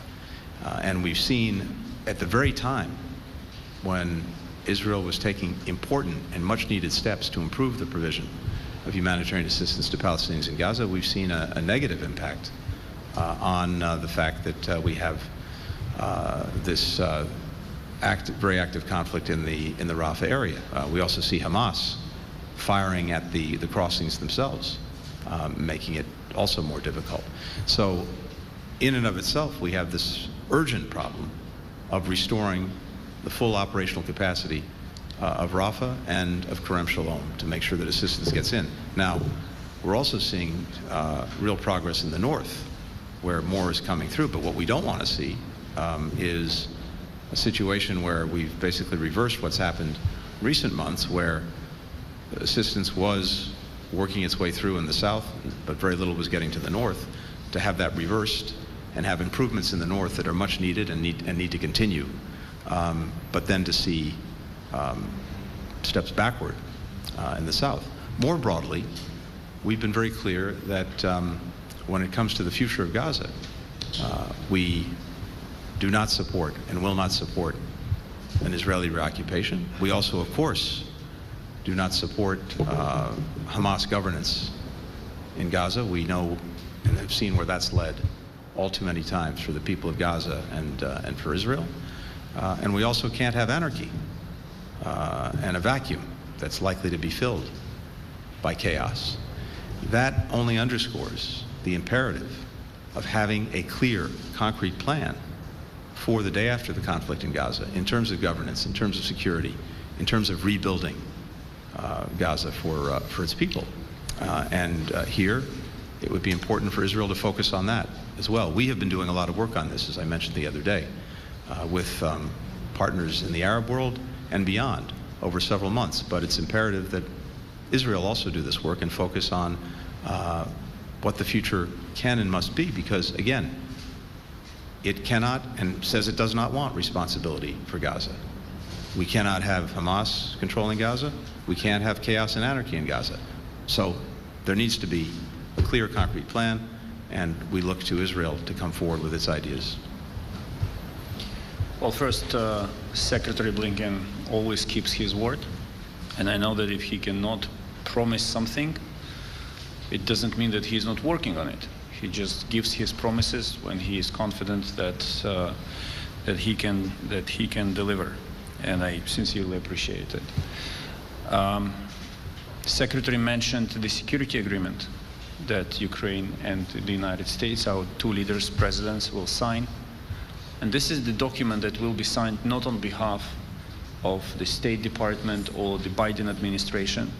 This is the document that will be signed on behalf of the United States of America. And it will cover a wide range of security cooperation issues. And the United States will undertake certain commitments under this document. And we all know there is a very fundamental rule in diplomacy.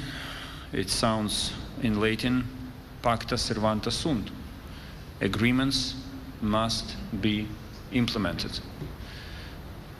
So this will be the promise that no future administration, irrespective of the outcome of this or any future elections in the United States, will be able to ignore until this agreement will be enforced.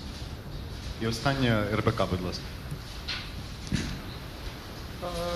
Добрий день, пане міністре, пане держсекретар, Дмитро Левицький, РБК України. Ми знаємо всі, що в середині червня нас чекає саміт миру щодо української формули. Чи побачимо ми США на цьому саміті і на якому рівні? А також пан міністр буквально тільки що сказав таку фразу про те, що угода про гарантії безпеки буде підписана лідером.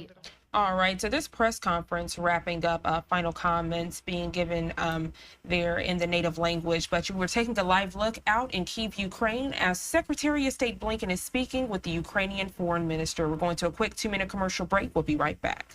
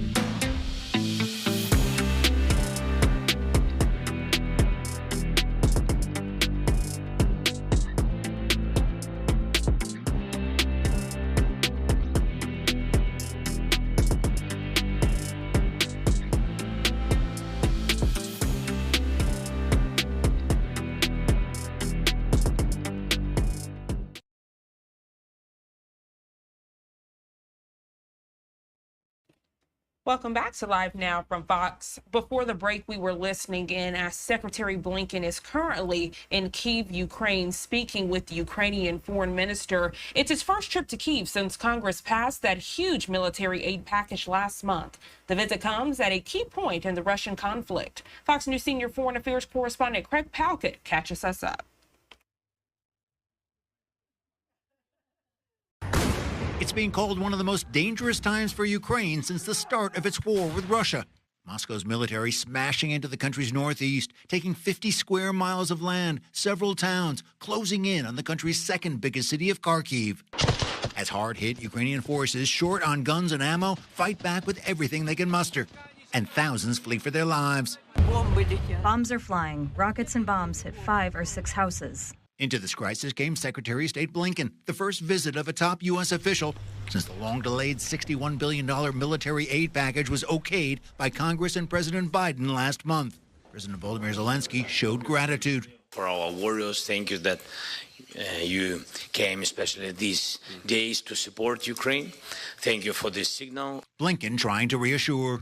The assistance is now on the way, and that's going to make a real difference against the ongoing Russian aggression on the battlefield. In fact, some U.S. weaponry already said to be there. Critically needed air defense missiles, artillery shells. Russian President Vladimir Putin, just entering his third term in office, fresh from showing off his bristling arsenal, is looking to take advantage of this missile gap. I do think that Putin is feeling much more confident about his ability to prevail in this conflict, about his ability ultimately to break our will.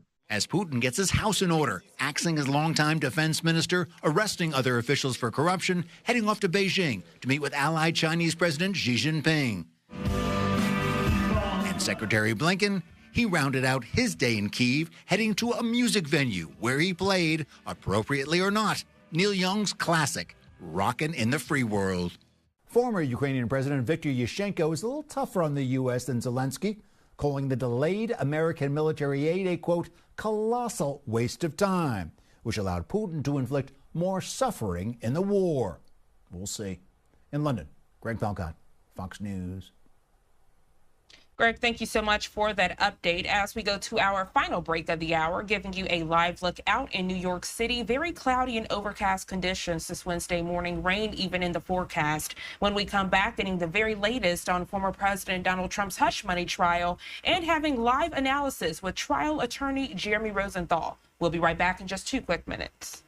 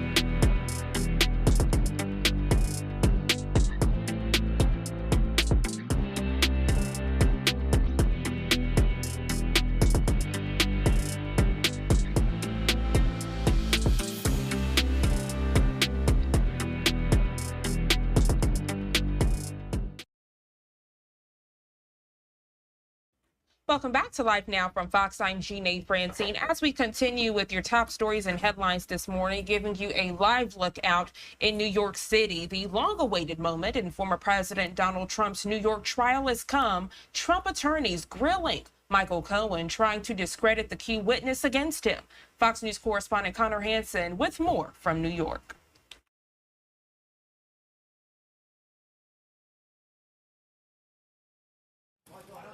Donald Trump's former attorney and fixer, Michael Cohen, has been on the stand for 2 days. He says Trump reimbursed him for a $130,000 payment to keep Stormy Daniels quiet ahead of the 2016 election. When Trump's lawyer had his turn to question Cohen, he tried to paint him as a liar who was obsessed with Mr. Trump. Cohen was asked about his efforts to get his prison sentence reduced by cooperating with an investigation into the former president. Defense attorneys also brought up social media posts and videos in which Cohen said he wants to see Trump get convicted. You should be equally concerned about how the legal system is being weaponized and abused for partisan purposes. Remember this, all over the world they're watching this trial and they're seeing what a disgrace this is, and a big disgrace to New York. Legal experts agree Cohen's testimony will be key in the jury's decision. It's going to hinge, bottom line, on whether or not this jury believes what Michael Cohen is saying. While Trump supporters are attacking Cohen's credibility, his former lawyer points out a judge in another Trump case bought his testimony. In the AG trial, it may have been non-biblical, but it was pretty severe by the Trump attorney in cross-examining. What did the sitting judge write after that cross-examination? That he found Michael Cohen credible. Trump's attorney says he expects to finish cross-examining Cohen by the end of the week. He told the judge they have not decided whether Trump will take the stand. In New York, Connor Hansen, Fox News. Connor, thank you so much. Right now, joining us live here on Live Now from Fox, trial attorney Jeremy Rosenthal to further break down the very latest of the hush money trial. Jeremy, good morning to you. Good morning, Jeanne. So always a pleasure speaking with you. It's been a very active week, to say the least. We've seen Michael Cohen and Trump's attorneys trying to discredit Stormy Daniels through him, but many people confused how Trump's former attorney can even be used as a witness when we all know of attorney-client privilege. If you could catch us up, please. Great question. We have, in our law, we have what's called the crime fraud exception to the attorney-client privilege. If we think of attorney-client privilege as things that somebody comes and tells their lawyer, typically about the past, right? I robbed a bank. I shot the sheriff. I did this. I did that. I paid hush money to Stormy Daniels. Whatever that may be, if it's past tense, chances are it's almost certainly going to be privileged. The issue changes when it's future tense and when the lawyer is being asked or the lawyer does actually become complicit in a crime. Where do I hide the dead body, right? Where do I stash and how can I launder the money that was stolen from a bank? When those types of questions are asked and the lawyer starts participating in that, it's not going to be privileged.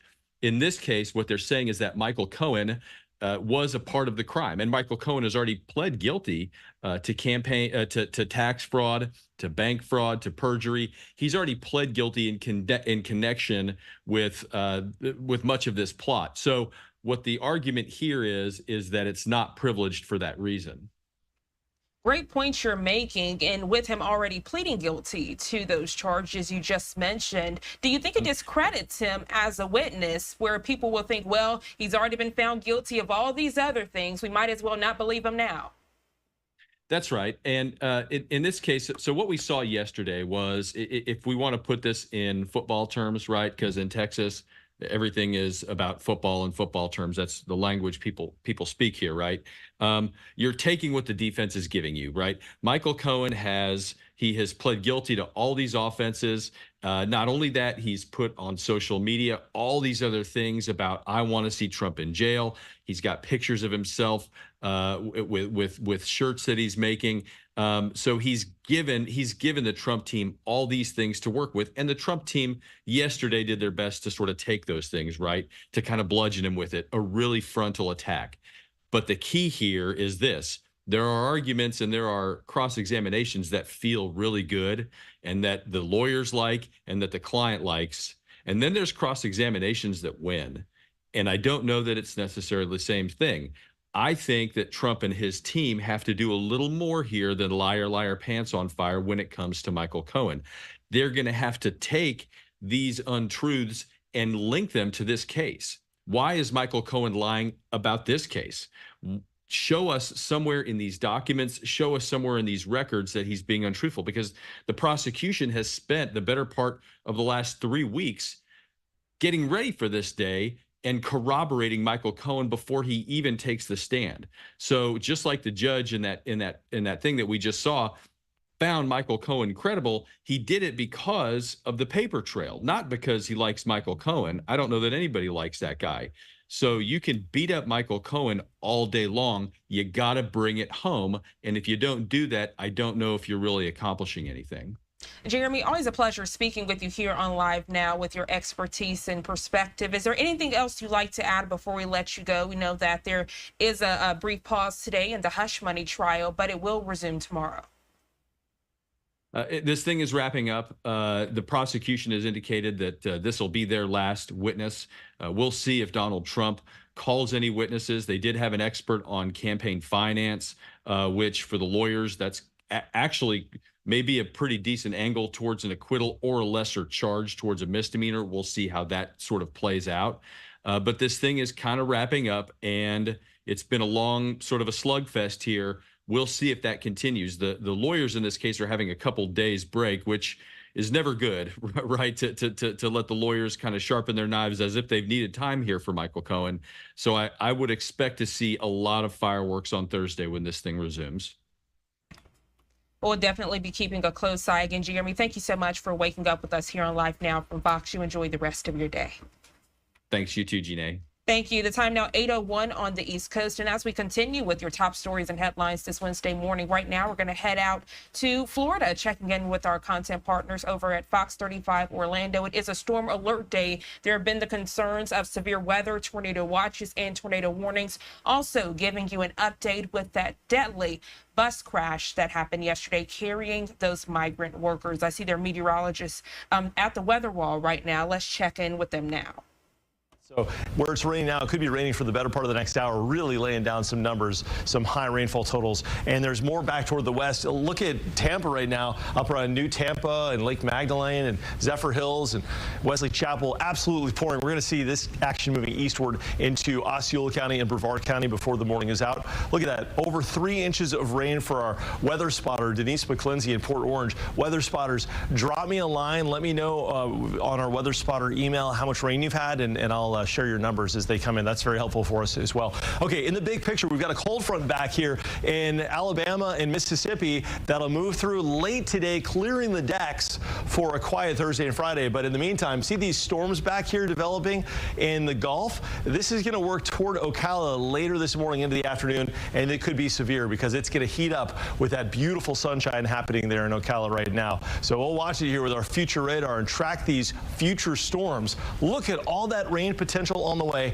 coming up. First off, though, it is Sky Fox traffic time with Deborah Cho. Deborah, wet roads, huh? Oh, definitely. That is right, Brooks. And good morning to you at home. 429 northbound camera is showing those wet roadways, like Brooks was saying. And this is the camera that's approaching the Florida Turnpike, just to give you some reference here. But obviously, we're noticing some congestion this morning, and that really is the name of the game across the board. Taking a look at our Sky Fox traffic map, you can see here that there's just pockets of red, really on all of our major interstates here. 2 crashes that I am monitoring this morning, and one of them is on the 408, which is causing some delays this morning. So if you take a look at this camera, you can see here the red all the way building up to the 417. Here's one of those cameras, and then the 408 right near Conway Road was where we had a crash earlier today. Some of those drive times are looking pretty high. We're looking at an extra about 33-minute commute there on the 408 westbound going in towards downtown. All right, I will send things back to you, Danielle and Amy. We will take it, Deborah and Brooks. Thank you so much for that. Driving under the influence could be at the center of this horrific accident. 8 people are dead this morning, more than 40 others injured. 53 migrants were riding to work on this bus. FHP says that is when the pickup truck sideswiped the bus as it drove on State Road 40.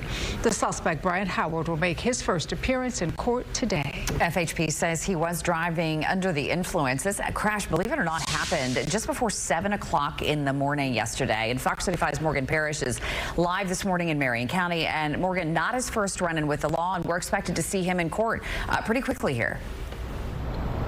Hey, Amy, good morning. That's right. Yeah, so Howard is expected in court in less than an hour at 9 o'clock this morning. And yeah, like you mentioned, this isn't his first run-in with law enforcement. He actually has a long history dealing with law enforcement that dates back to 2005. So we know that this morning he's facing 8 counts of DUI manslaughter. And right now we're also still working to learn what his blood alcohol content was. And we know that those who survived the bus crash, they are spread out between 5 hospitals in Marion County right now, still being treated, still in critical condition. Let's take a look at the video from the scene from yesterday. We noticed this deadly bus crash had Highway 40 shut down for hours. And aside from the crash, like I mentioned, we did some digging into Howard's criminal history, and he has several careless driving infractions on his record. So if you take a look at your screen right now, we have some of them listed for you. Back in 2018, Howard was arrested for driving with a suspended license. In 2013, he was arrested for the same exact reason and also charged with grand theft that same year.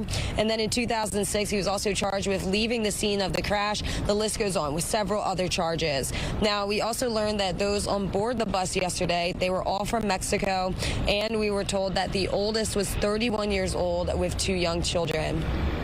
Is one of the worst experience because instead they are not criminals nor illegal immigrants. They are working, hard working. We lost, the 200 lost very good people. Now, we know that all of these workers were heading to Cannon Farms in Dunellen, and since the incident, the business has posted on social media thanking the public for their condolences. Now, aside from this traffic homicide investigation, FHP says they are working on reaching out to the victims' families. However, they say that right now, because of the workers' migrant status, it's a little bit difficult to reach out to them. So hoping that they make some progress. And again, like I said, Howard's first appearance is going to be at 9 o'clock this morning. We're going to head inside of the courthouse and, of course, bring you those updates both on air and online at fox35orlando.com. For now, reporting live in Ocala, I'm Morgan Parrish, Fox 35 News. Yeah, very sad indeed, Morgan. Thank you so much. 8:07, our team coverage of today's weather continues with Fox 35's Amanda McKenzie. She has been driving around all morning in the Fox 35 Thunder truck. And Amanda, what is it like out there where you are? Where are you, by the way? What area?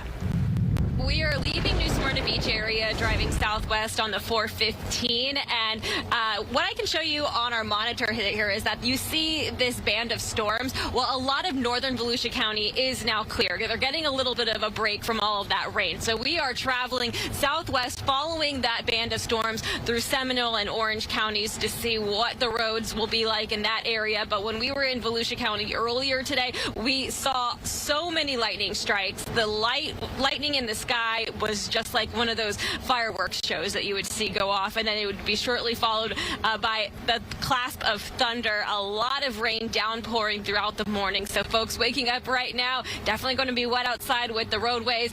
And then furthermore, we're going to expect a lot more of those storms to come through later on throughout the day. I can show you a live look at the road here on the 415. We're heading towards Seminole County, where we know a lot of that rain is coming down at the moment. So we'll continue to keep you posted on those roadway conditions. We'll send it back to you in the studio. Oh, it certainly is. We heard it our roof here in Seminole County. Amanda, thank you.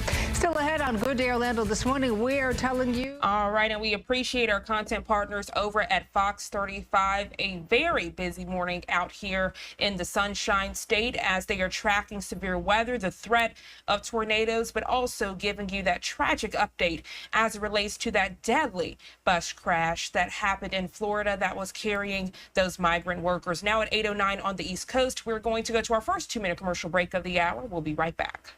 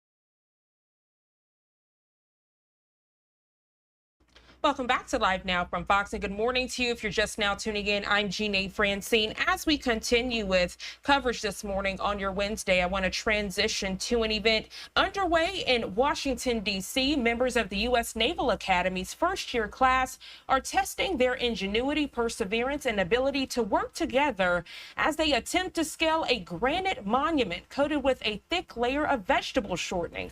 A very interesting and historical event underway with the Herndon Monument Climb. Let's listen in. Captain William Lewis Herndon, a naval officer from the Spanish-American War. He defined the concept of honor as he went and boldly sacrificed himself when he went down in his ship. So this vessel, SSS Central America, that he captained, went down in a hurricane in 1857. This three-day hurricane held civilians with gold seekers returning from their deployment. All the passengers that were saved and the civilian crew that were saved were held off because of the bravery of Captain Herndon. He saved as many as he could and got them to a ship that came nearby to help. It is said that when he helped as many as he could, he put his full lights on, he went up to the bridge, and in prayer, he went down with the ship. The bell, SS Central America, is on the other side of Herndon. This beautiful bell was recovered 2 years ago by the class of 1983, who will stand there today and ring the bell along with the cannoneers at the start and every 15 minutes thereafter. Captain Herndon's story is one of bravery and one that says fight to the end, as you will today, 2027. Midshipman Second Class Kai Song, I would like to thank you personally for your leadership in preparing for this day. Thank you so much to everyone who has gathered here today to support these fine midshipmen who through bravery and resiliency have made it through their own class of 2027 plebe year. To the class of 1977, our link in the chain, we are utterly grateful for you and for all the support you have given us. To the families, to this incredible band, thank you. We could not do it without you. To the cannoneers who will sound off at 15-minute intervals, thank you. And lastly, as we begin, to the Sea Trials Iron Company, 14th Company, and Color Company, 2027, torpedoes full speed ahead.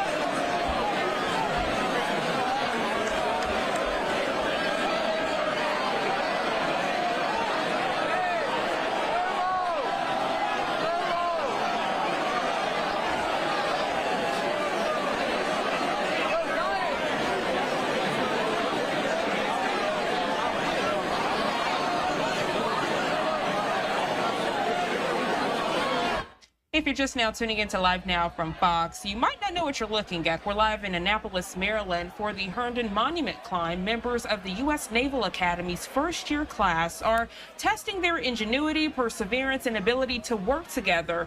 As you see, they are attempting to scale that granite monument. It is coated with a thick layer of vegetable shortening. We've been covering this since it first started at 8 o'clock this morning Eastern Time, and you can only imagine the skill and determination that it takes to do something of this skill level. You can see members, men and women there of the U.S. Naval Academy's first-year class taking part, and sometimes they fall, sometimes they get all the way up, and if they fall, they just have to keep trying. But nevertheless, let's continue to watch this event live as it's a lot going on your screen this Wednesday morning.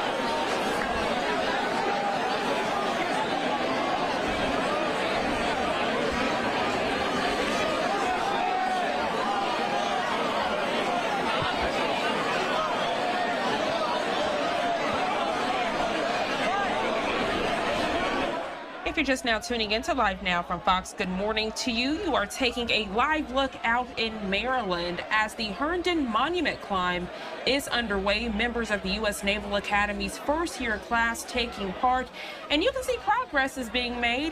They are a little bit over halfway up the Herndon Monument. It's been a fun time for the Naval Academy's first-year class as they're working together and testing their skill and their strength to climb up and scale up the side and around that entire monument. Other members there in the crowd spraying them, and that monument, you see the white area, that's being coated with a thick layer of vegetable shortening. So you'll see the crowd throwing towels, and that's what they're having to use to wipe it down as they continue to scale up. It hasn't been an easy task though throughout this. I've had some laughs as you see people fall off the side, but of course they're being called by their classmates. Just truly an interesting thing to see on a Wednesday morning. Let's continue to watch together as the Herndon Monument Climb continues there in Maryland.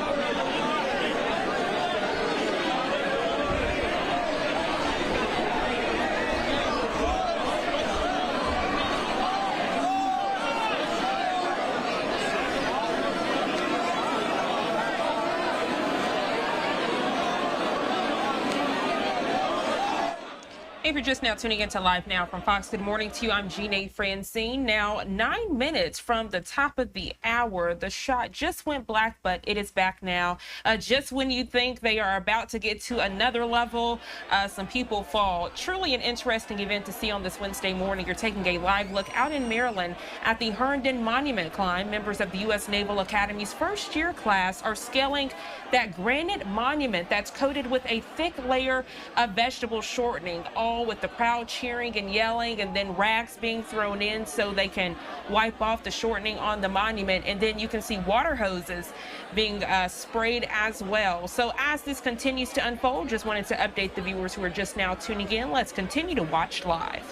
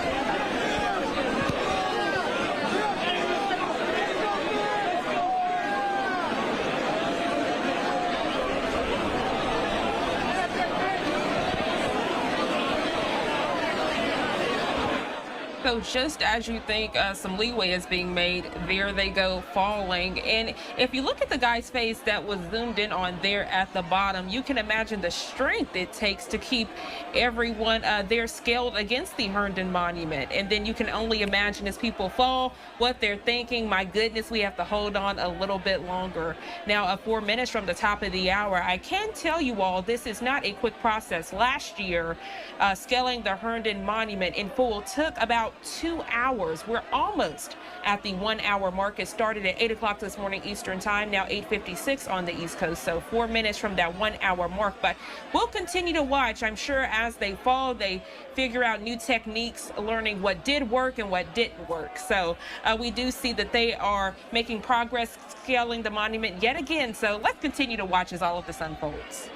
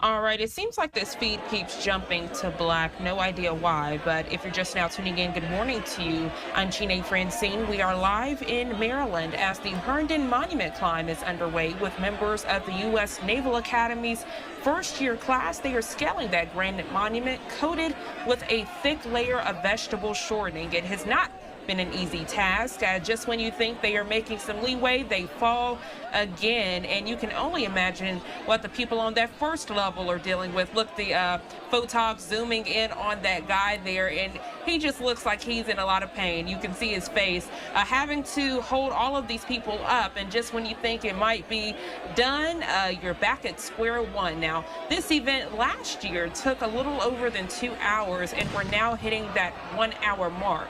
So no telling how long this will go. I know a lot of you all are invested in this process now since we've been airing it for some time now.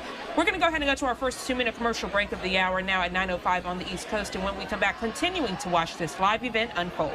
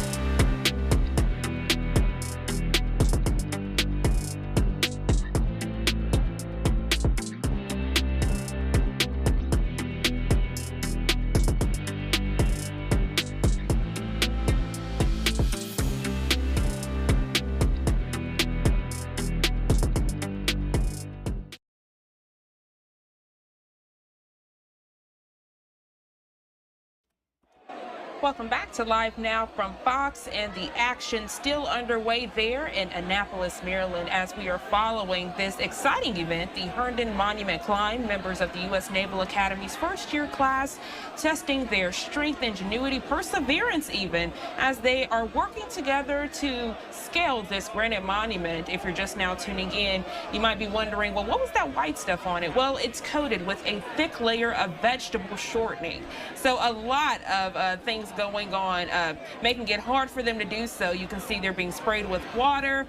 Towels are being thrown at them so that they can wipe off and then wipe off the vegetable shortening on the monument. Just truly an interesting thing to see on this Wednesday morning. Let's continue to watch as all of this unfolds. We've already hit the 1 hour mark of this event. It started at 8 o'clock this morning Eastern time, and now we have hit 9:08 on the East Coast. The event still ongoing. Last year it took a little over 2 hours, and you can see every time we come to it, and I'm speaking, the photog zooms in on that first level of the people keeping everyone erect there around the monument, and you can just see the pain in their eyes as they are working, but not giving up. Truly, I admire them as they are working to achieve this goal. But let's continue to watch this event together.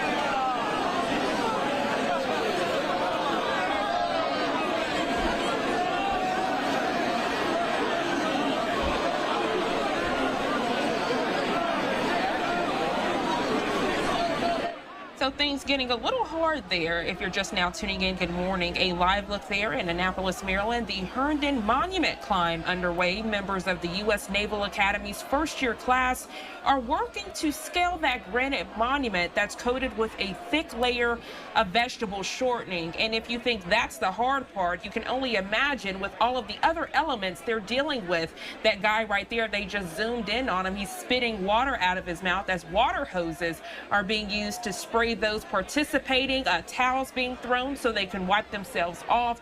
And then poor guy, he just got kicked in the face as people are trying to, climb on top of one another to scale that monument. Also consider, it's probably cold in that area.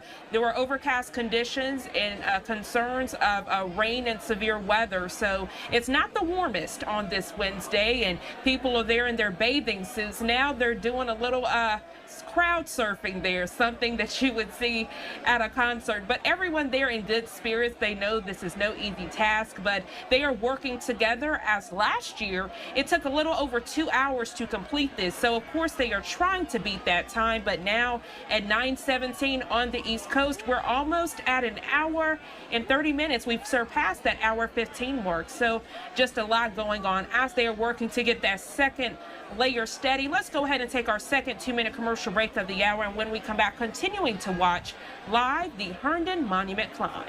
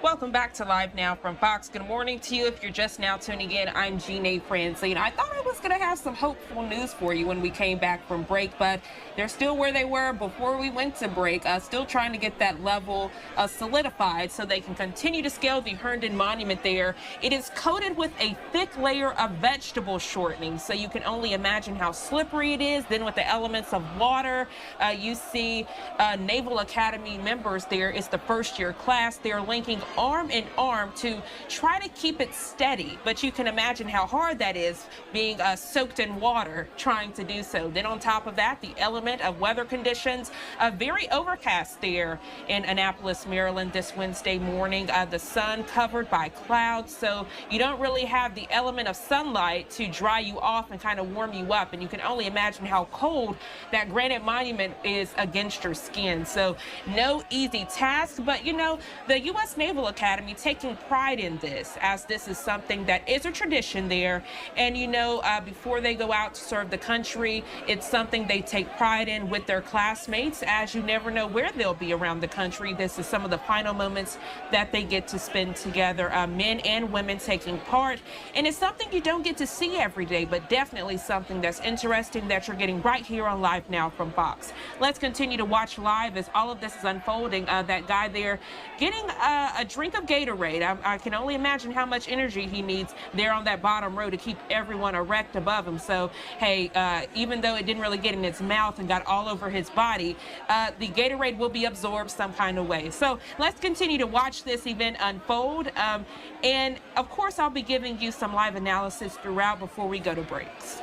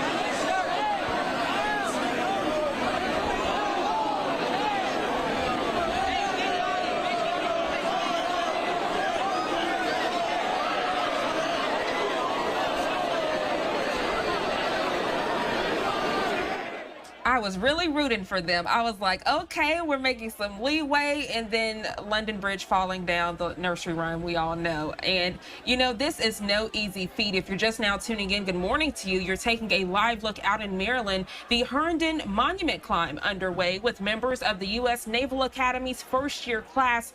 A lot of tests, as you can imagine, a test of ingenuity, perseverance, the ability to work together, teamwork, and even strength. Let's not forget that, because I know myself and I know my strengths, and holding up several levels of other people who are at the top of their weight class and, you know, are in the gym every day and are very fit. That's not something I can do. But not only are they having to scale this granite monument that's coated with a thick layer of vegetable shortening, but you also have other elements underway. You have water, you have cold conditions. Looks like the feed just went to black, so apologize for that, but there it is, it's back. So cold weather, the sun is not out, very overcast conditions this Wednesday morning there in Maryland. So a lot going on.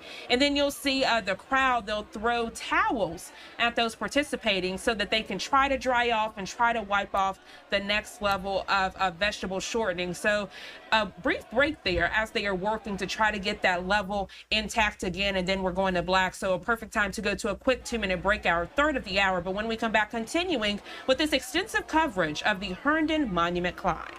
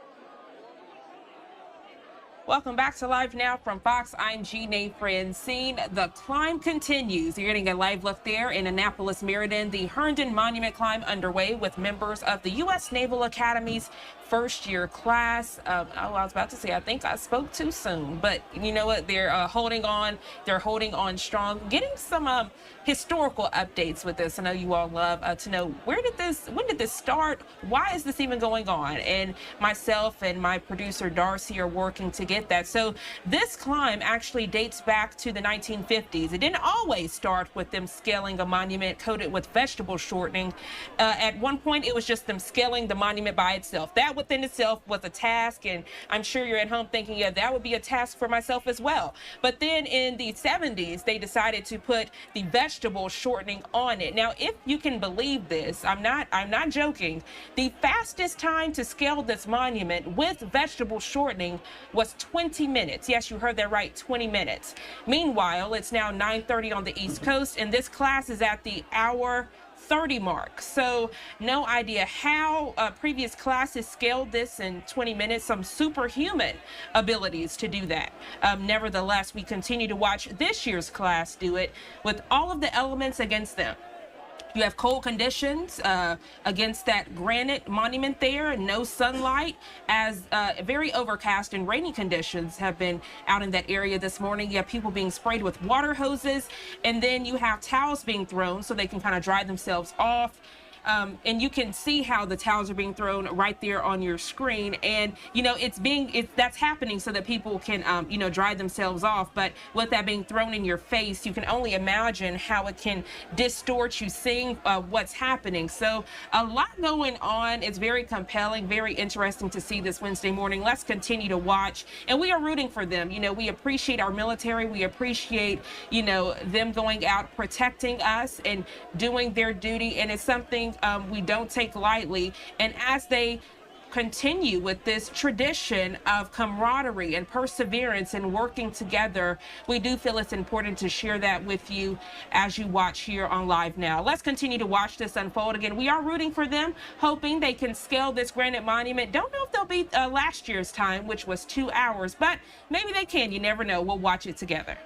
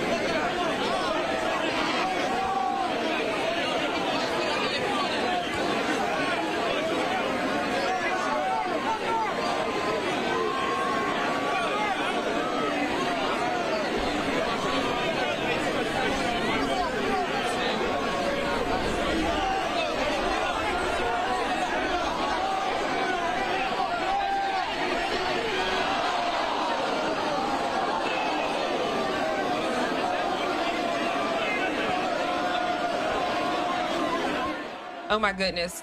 If you all were making the sounds that myself and the producers in the studio just made as that gentleman fell, we all went, ooh, because his wet skin falling against the crowd, it sounded like a belly flop, which you would see at a pool, just further showing the conditions that these brave men and women are facing. You're taking a live look there at the Herndon Monument Climb. Members of the U.S. Naval Academy's first-year class testing their ingenuity, perseverance, and ability to work together. And with the way that gentleman fell, I'll also say they're also testing their strength and their, ability to handle adverse conditions, because not everyone would be able to fall into the crowd and then get right back up as this brave man just did. We're going to go ahead and take our final 2-minute commercial break of the hour, but when we come back, we'll be able to sit in this longer, giving you more in-depth coverage of this Herndon Monument Climb. We'll be right back in just 2 quick minutes. Don't go anywhere.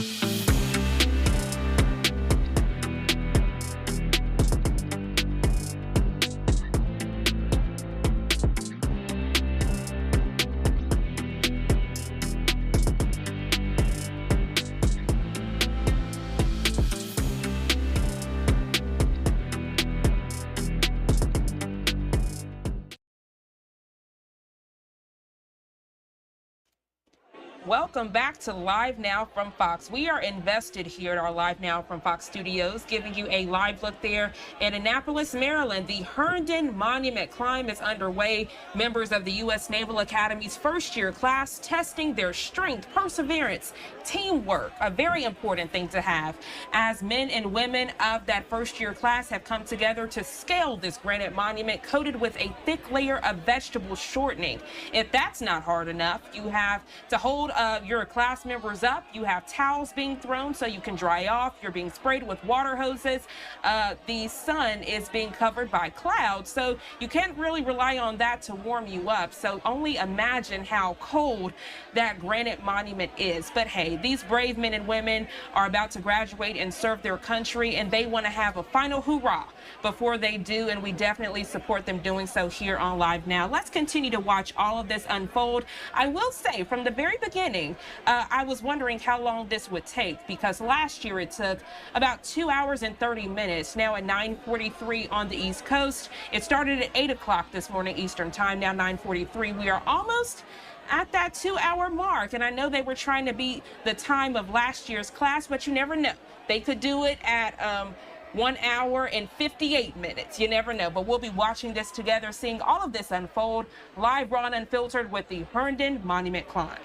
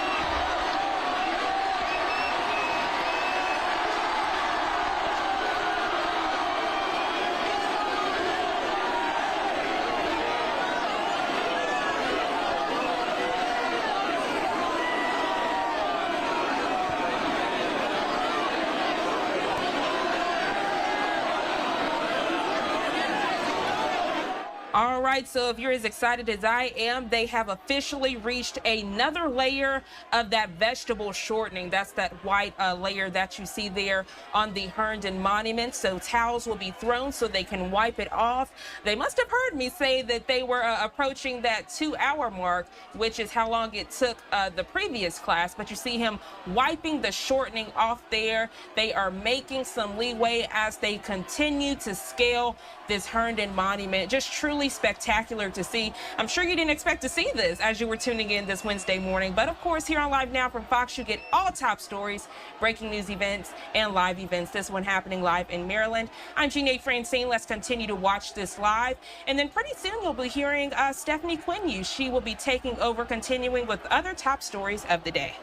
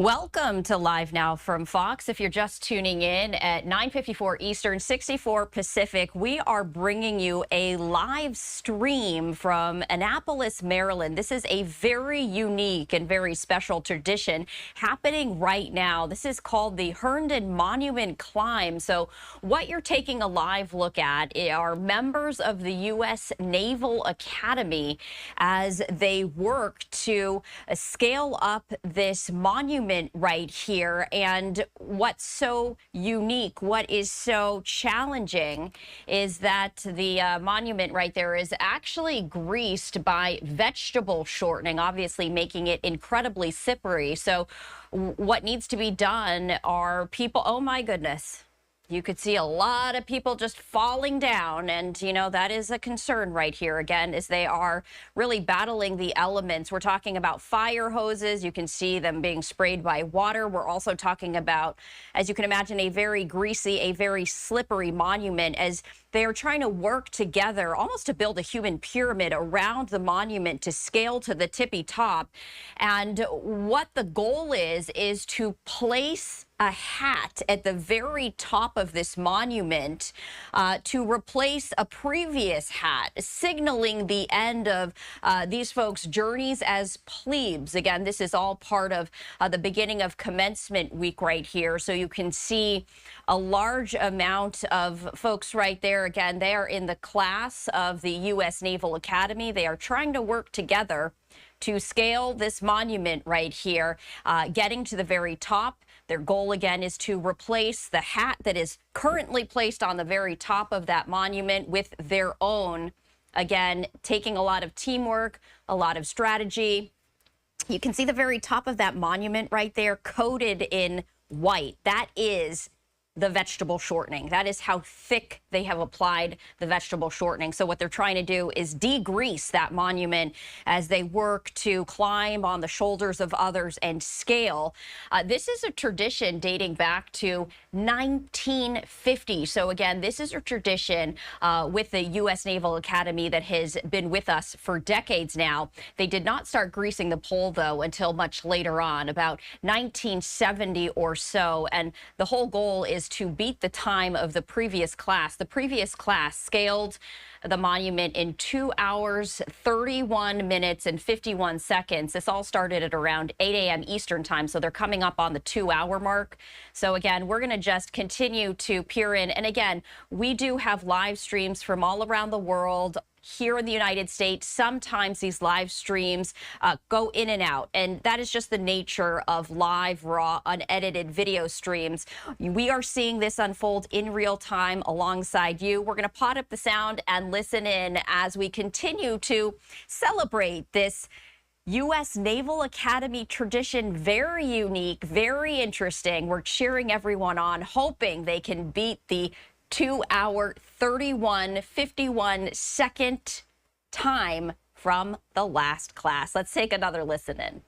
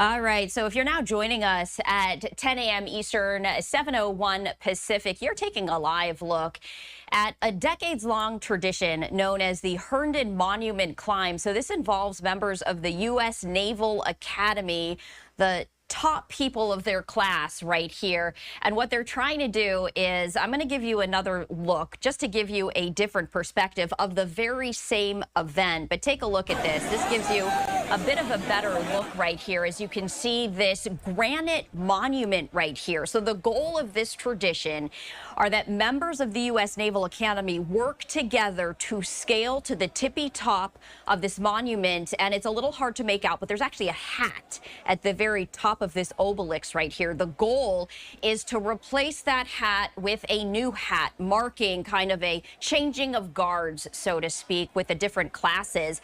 The challenge in all of this, and again, you can see that the very top part of this monument is coated in white. That coating of white is actually vegetable shortening, meant to create a very slippery, a very challenging set of circumstances for the Naval Academy members right there as they try to scale up this monument.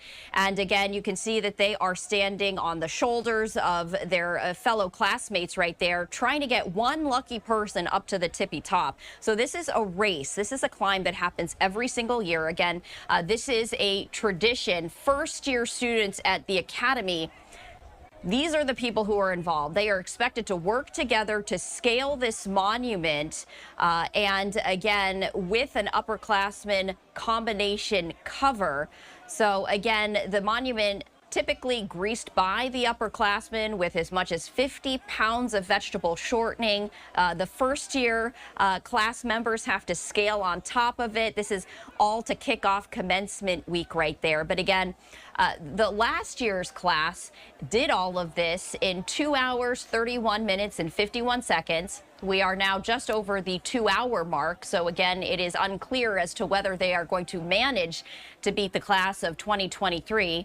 The fastest time, this is fascinating, and I would love if there was a video of this, but apparently back in 1970, there was a classman who scaled the greased monument in 20 seconds. I don't know how that is humanly possible, but clearly that is. And again, that is a look, as you can see, the sailor's hat right up there. That is what they have to replace. But again, it does look like someone is getting a little closer to the top. This person right here, obviously, you could see a dirty shirt being thrown. That is actually meant to wipe away all of that vegetable shortening.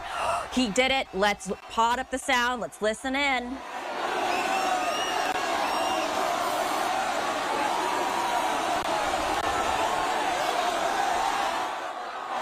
He's trying.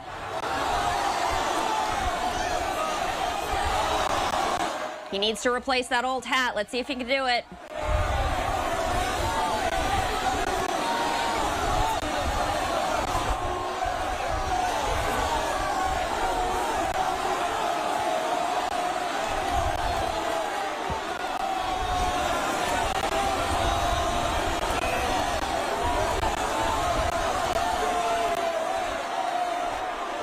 If he's successful, he'll beat the previous class. Again, they still have about 20 minutes to go to beat the class. Oh, no.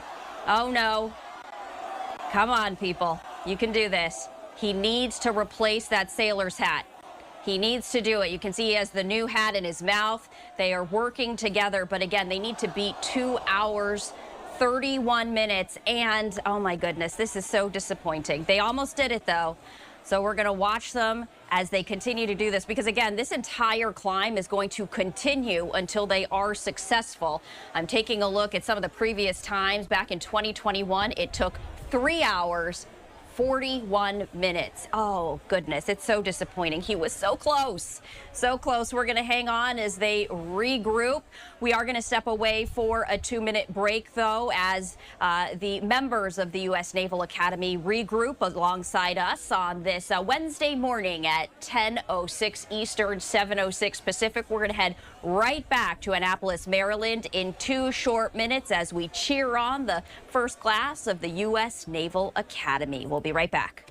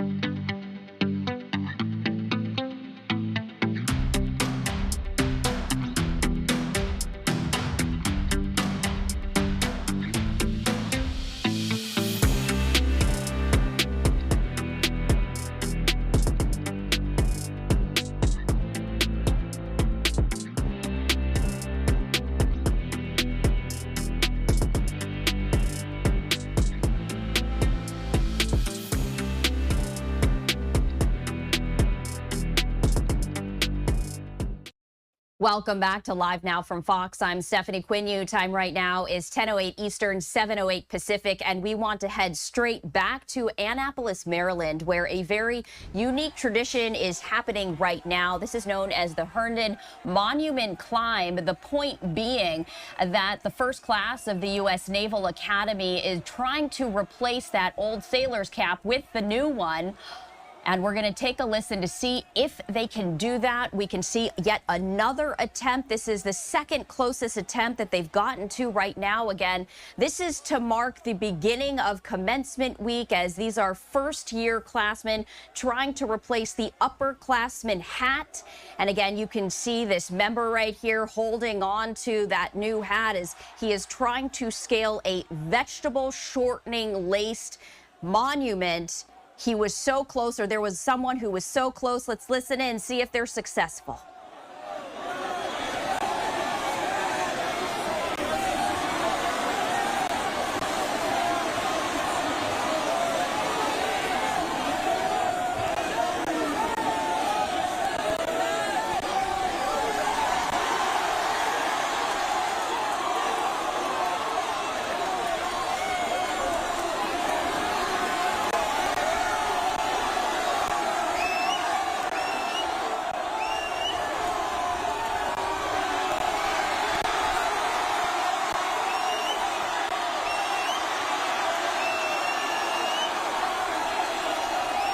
Oh my goodness, guys.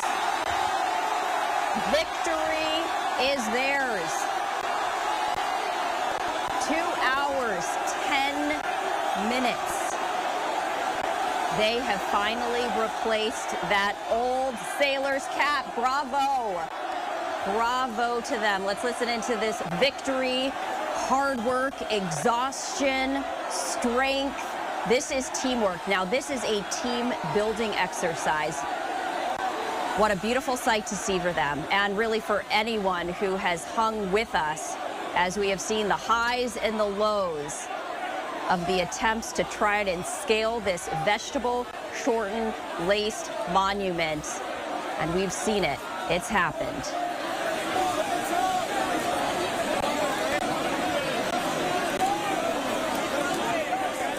Uh-oh. You see this this gentleman right here saying, go back up. So the question is, did they have to topple the old cap? Is that part of it? Because, again, they have to replace the sailor cap with the new one, and it looks like both of them now are on the monument. And so we saw someone gesturing, get back up, and it does appear that they are going to actually have to make the old one get off. They're going to have to push the old one off. And again, it is unclear. It does look like this is, so they're, okay, so we're taking a look again as they are trying to reassess. They're going to have to climb that tower again to try and push that other hat off. They have the new one on, so they're halfway there, but it does appear as though they are not victorious, that the clock is still ticking, and they're going to have to actually push the old one off to really just accomplish that goal. So you can see two hats on the tippy top. There's only room for one, as tradition calls, so it does appear that they are now going to have to scale this monument once again. And I can't imagine how disheartening that is. Everyone was cheering, everyone was excited, and it seems that victory is not theirs, that they have to do this one final, very difficult task of completely replacing and removing the old hat and leaving the new hat as the single one standing on the very top of that monument right there. That's tough to watch, because I really did think that they were going to beat that old time of 2 hours and 30, let's take a look. Is it 31 minutes and 51 seconds? So this all started at 8 a.m. Eastern time. So 2 hours ago and 13 minutes ago. So really they have less than 20 minutes to try and get that old hat off if they want to even tie the last class. Otherwise, you know what? But hey, there's always the class of 2021. I hate to call them out, but taking a look at the facts, it took them 3 hours and 41 minutes. So you could still beat, this class could still beat 2021. And even 2022, it took them 3 hours, 36 minutes and 58 seconds. So they might still be at least not the worst again, this is the best of the best. I mean, it would probably take us forever as, normal citizens to try and do this. So this is still an incredible feat right here. But again, as you can imagine, U.S. Naval Academy members, very competitive. They are the top of their classes. They train every single day. So, of course, they want to beat the previous times. And we see that they have quickly recreated this human ladder, so to speak. So we're just going to pod up the sound, listen in, and cheer them on.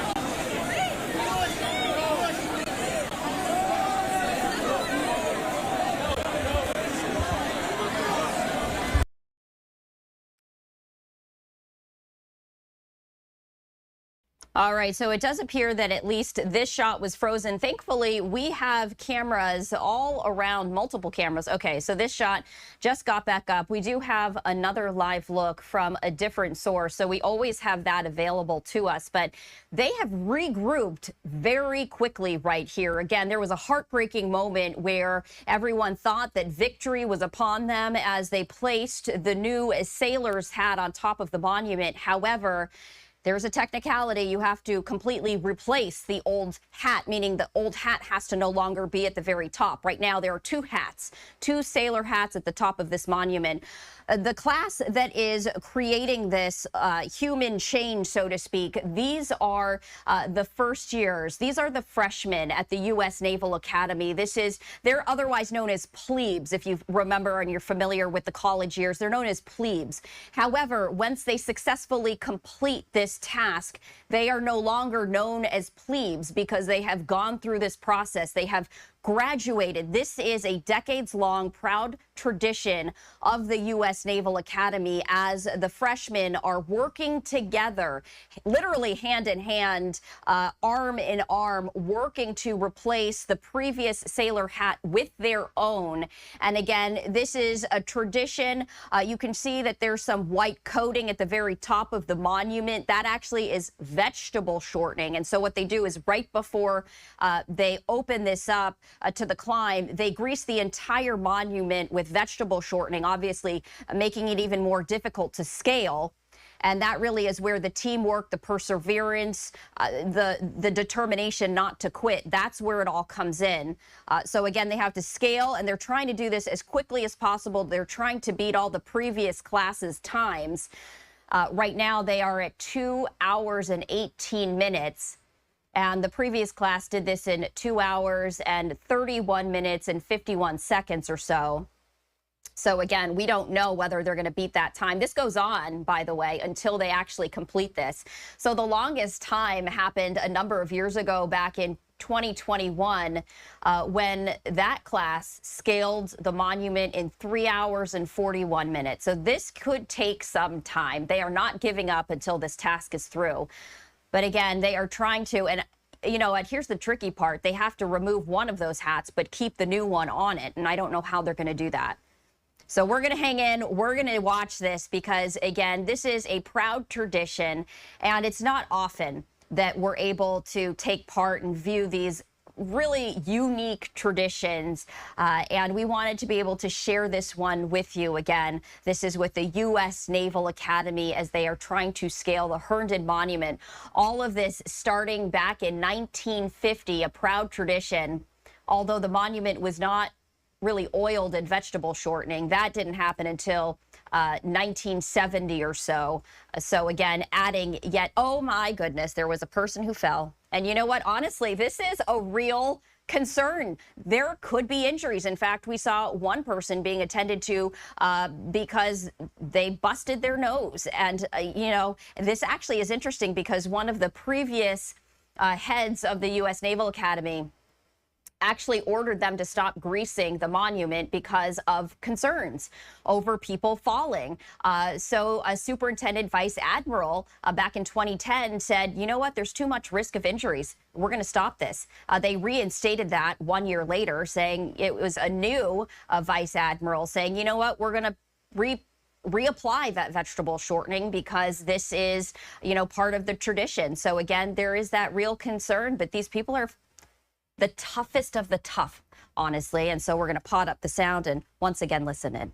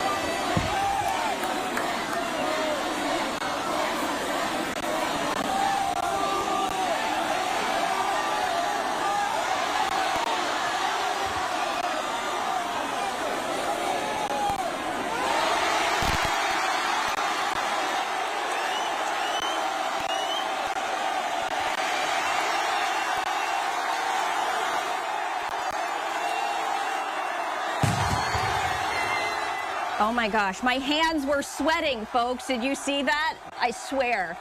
My heart is beating so quickly. That was incredible because, again, we thought that victory was upon them when that gentleman right there put the first hat on, but they didn't manage to get the second half off. And yes, they have done it. They are victorious at 2 hours, 24 minutes.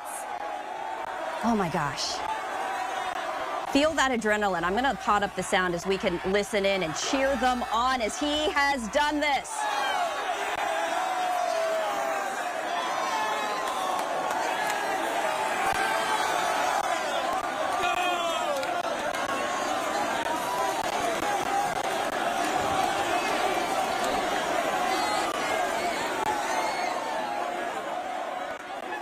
Talk about perseverance, folks. If you're just joining us here on Live Now from Fox, what a moment you have experienced alongside all of us. This is live from Annapolis, Maryland. This is a decades-long tradition with the U.S. Naval Academy. You are taking a look at U.S. Naval Academy freshmen. So this is the first class. They were known as plebes, and if you're familiar with that, again, that is what folks call the first years. So again, this is the freshman class of the U.S. Naval Academy. And as tradition would have it, the freshman class is called upon to scale the Herndon Monument that is coated in vegetable shortening. They have to remove the upperclassman sailor hat from the very top of the monument with the freshman sailor hat, and they have finally done it. They placed the freshman right next to the upperclassman hat. Unfortunately, technicality has it, you gotta fully remove the upperclassman sailor hat, and finally they have done so. And again, this is all about teamwork, camaraderie, coming together. This ceremony marks the very beginning of commencement week. And by tradition, you saw that very victorious gentleman right there, that class member who successfully switched out the hat. He is going to become the first admiral from that class. What an honor.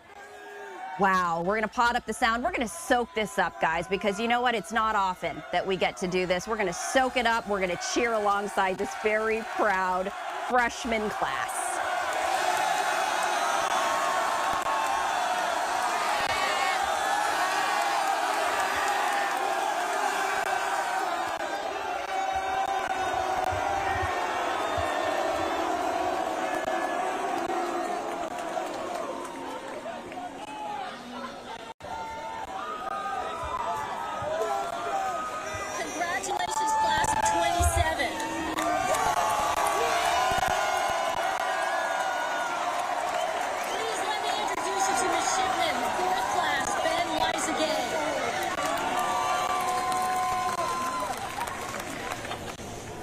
This is so incredibly important.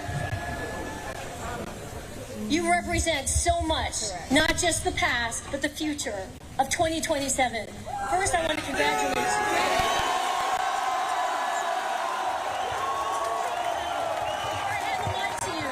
I have two messages from the class of 1977.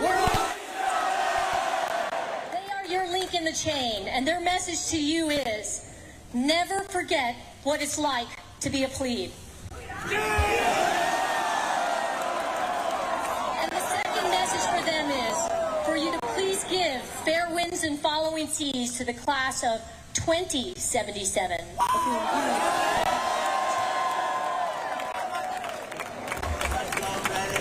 Let's go!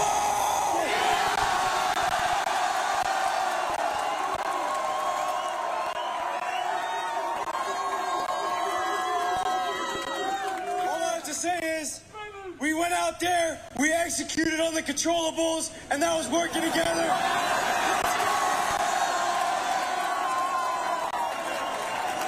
So official time was 2 hours, 19 minutes, and 11 seconds. Congratulations. All right, ladies and gentlemen, please join us at Blue and Gold. Blue and Gold.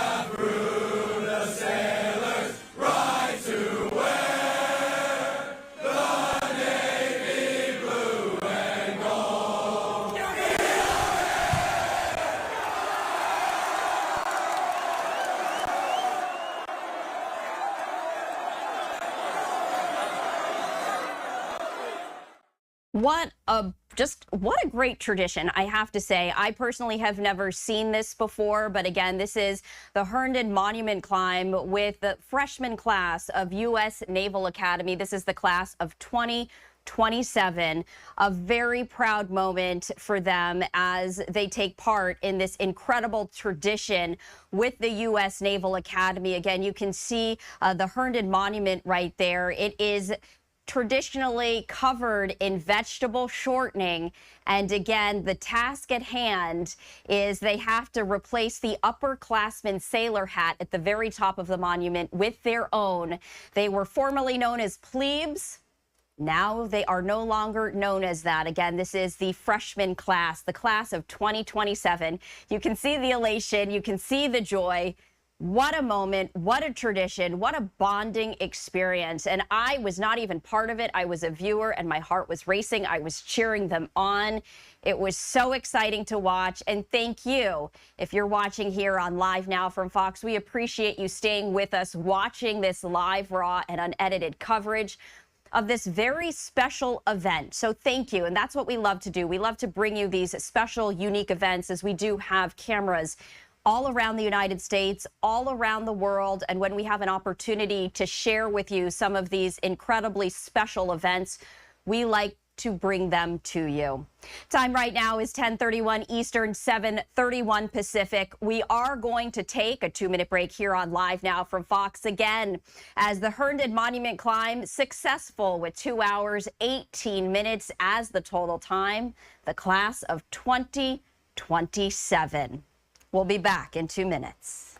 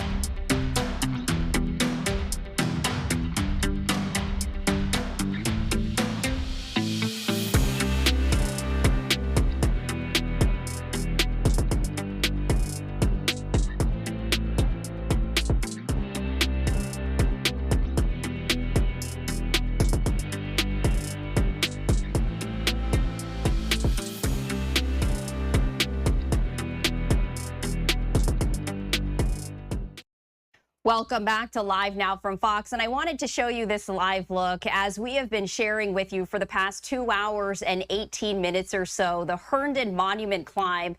These are members of the U.S. Naval Academy taking part in this time-honored tradition of scaling the monument that has been greased in vegetable shortening. And we saw that heart-pounding moment as one of the freshmen managed to place the freshman sailor hat on top of the monument, but was unable to remove the upperclassman hat. So we saw them attempt that again. And this is the crowd right there again, live in Annapolis, Maryland, as we heard the cheers and we saw the camaraderie, and what a unique experience. So we're so glad that we were able to share that with you live, of course, as that camera does go out as that ceremony has wrapped up. Meantime, we have a live event happening in Washington, D.C. This is National Police week, and Republican lawmakers right now are honoring the police who put their lives on the line every single day. This is part of their weekly presser, so we do want to play that out for you right now.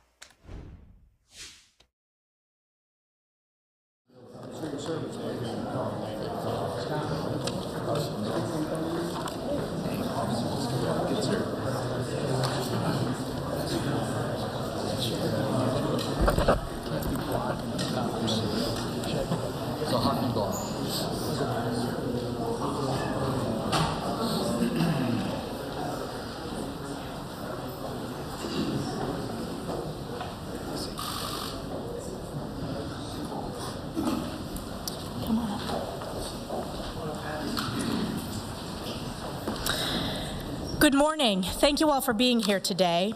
This week, House Republicans are commemorating National Police Week to honor our men and women in blue, as well as their families who sacrifice so much for our communities across America. Every single day, our brave law enforcement heroes put their lives on the line to ensure law and order across the country.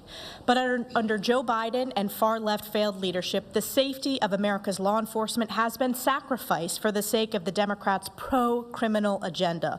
Lawless liberals handicap our police from doing their jobs with failed bail reform, like my home state in New York, and pro-criminal policies that appease the far-left Democrats' defund the police agenda. Now more than ever, Republicans recognize the need to fight for our police and against the far-left extremist anti-police movement. Republicans have and always will proudly back the blue. This week, we will bring to the House floor a series of bills to ensure that law enforcement has the tools and resources needed to preserve law and order. Today, we are honored to be joined by several of our colleagues who previously served in law enforcement and have great legislation on the floor this week. Their voices are so incredibly important to our House Republican Conference.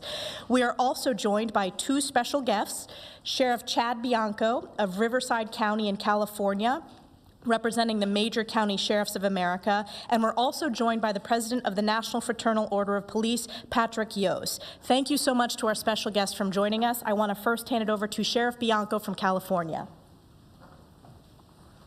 Sheriff, come on. Good morning. I am Chad Bianco. I am the elected sheriff of Riverside County in Southern California. Today at the National Law Enforcement Memorial, we recognize law enforcement officers who have made the ultimate sacrifice in the service of others. On behalf of all law enforcement leaders, I applaud Republican lawmakers at the federal and state level for their efforts in making public safety a priority. Over the past decade or so, the rule of law, a requirement of a civilized society, has been severely eroded by a sick and twisted progressive social experiment fraudulently called criminal justice reform. In this alternate universe, law enforcement officers are the bad guys and criminals are somehow victims of society. We cannot have a country without respect for law enforcement and an adherence to the law and order of our country. There must be consequences for criminal behavior. It is time to make crime a crime again. Today, my prayers go out to the families of those who have paid the ultimate price in the service above self. Thank you. Thank you so much, Sheriff. It is now my honor to introduce the President of the National Fraternal Order of Police, Patrick Yos. Good morning. Today, we come together to honor the lives of 222 law enforcement officers who gave their life in the service of others, that last full measure. 43 years ago, the Fraternal Order of Police had a small group of people to get together, about 100 or so, met at Senate Park and had the very first National Peace Officers Memorial Day. Today, we're going to have tens of thousands recognizing the sacrifice of our fallen and their families in the struggles that we all endure. You know, when we go about our daily lives, you know, we're going to get up in the morning, we're going to feed our kids, send them off to work. We're going to do the things that we do as Americans. The next day, we're going to do it all again. And we often take this cycle of life for granted. But let me tell you the reality of it. It's bought and paid for by a whole lot of men and women who suit up and show up every day in communities across this country and make a difference in the lives of those they serve. Some 24,067 engraved on a granite wall, on a marble wall, not very far from here. Now, when you look at that wall and you say, you know, that's a lot of numbers, I think it really brings home to you the sacrifice of so many people, the name, just one name after another, the sacrifice of so many people who protect our way of life. But really what it is, every name has a face. It has a story. It has a memory. It has a family that has been left behind. And that's why we're here today. As a free society, it is our responsibility to make sure that we always honor the sacrifice of our fallen and support the families as they move on. So I am honored to have all of you here today to be part of our memorial service where we pay tribute to those men and women who are brave enough to suit up and show up every single day and go in communities across this country and make a difference in the lives of the people they serve. Thank you. Thank you. We'll now hear from our members who are former law enforcement, who, as I said, are important voices in our House Republican Conference, starting with Sheriff Clay Higgins from Louisiana.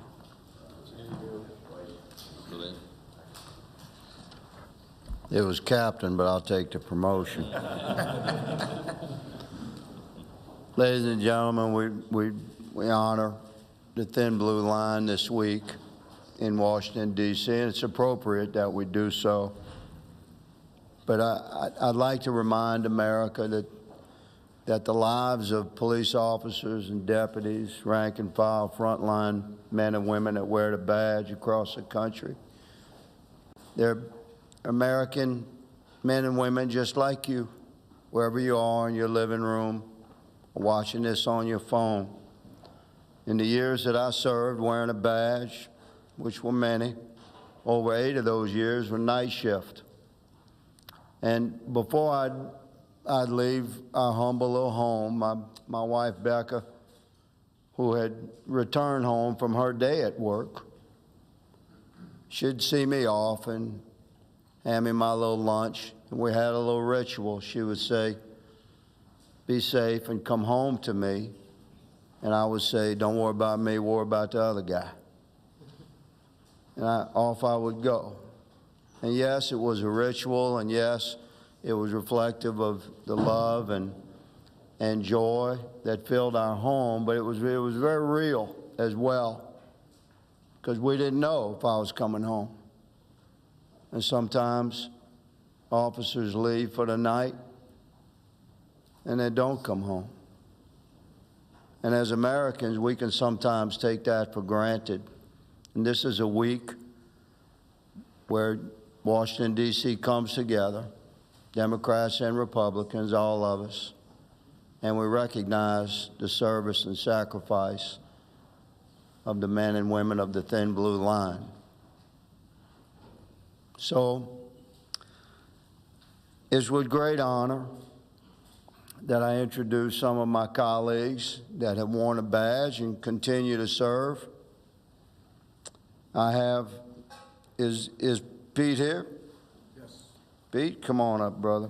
Pete Stauber, Minnesota, is in the house. Yes, sir.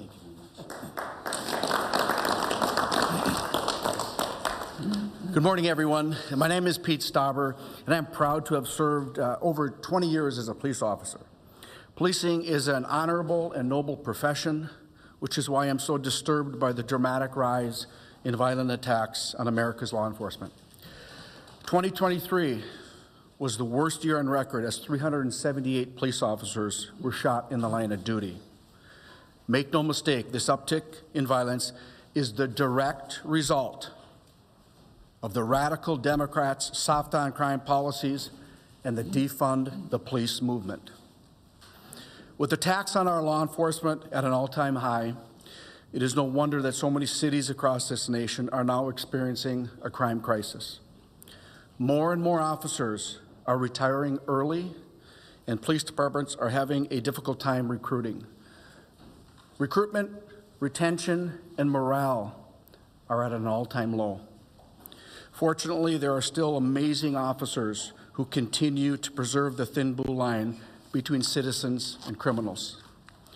I am proud to know and to have worked with many of them. These men and women show up for us every day and now it is our turn to show up for them. That's why I'm proud that this National Police Week, the House will consider my resolution to condemn the anti-police sentiment that has resulted in increased violence against our law enforcement community, and to acknowledge the impact this institution has on the safety of officers who are on the job. I believe the best way we can honor those who made the ultimate sacrifice is by showing our unwavering support for the heroes who are still doing this dangerous and much needed job. I now want to introduce Representative Anthony D'Esposito from the state of New York.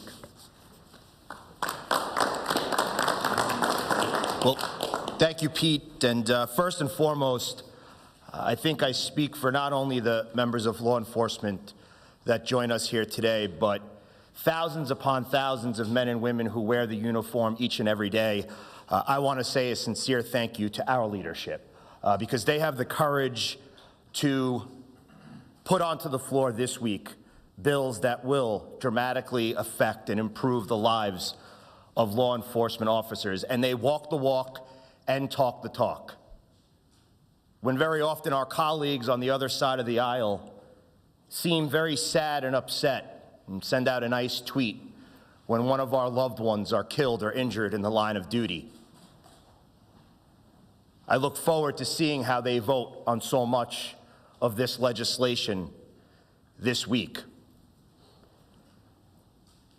On Monday night, we joined with thousands on the lawn for the vigil, hearing the names of men and women who, like Clay mentioned, kissed their loved one before they headed off to shift and never came home.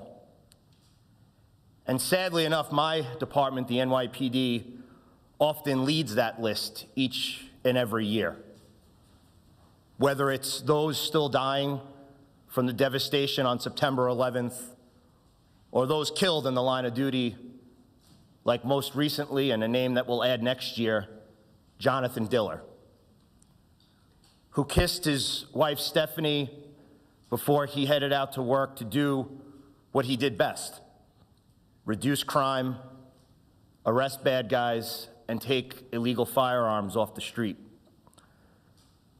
But that afternoon in Queens, on what many thought would have been a routine traffic stop, he was met with a barrage of bullets. Barrage of bullets from an illegal firearm fired by an individual who was arrested 21 times.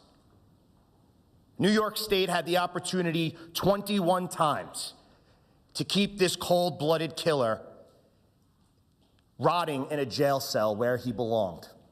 But yet, because of Democratic policies, rogue district attorneys, and the anti-police rhetoric that plague many places like New York, Jonathan Diller's killer was freed after 21 times and allowed to murder a New York City police officer. The legislation that we're going to see on the floor this week seems pretty common sense. And one of the inscriptions on a monument at the National Law Enforcement Memorial, right under the bust of a lion, simply says, "It's not how they died that made them heroes, it's how they lived." And this week, House Republicans are putting legislation on the floor that's going to improve the way that these law enforcement officers live. So to our leadership, thank you very much. And I'd now like to introduce my friend from Mississippi, Mike Ezel. We are listening to the House Republican weekly press conference during National Police Week, and we just heard that today House Republicans are going to bring to the floor a bill called the Law Enforcement Officer Safety Act and the Reform Act. It expands an exemption to allow qualified, active, and retired law enforcement officers to carry firearms on state, local, and private property otherwise open to the public. It also extends the exemption addition to magazine capacity and would allow active and retired law enforcement officers to access these federal facilities without disarming or securing their firearms elsewhere. We are going to step away for a 2-minute break here on Live Now from Fox. Much more coverage in 2 minutes. Stay with us.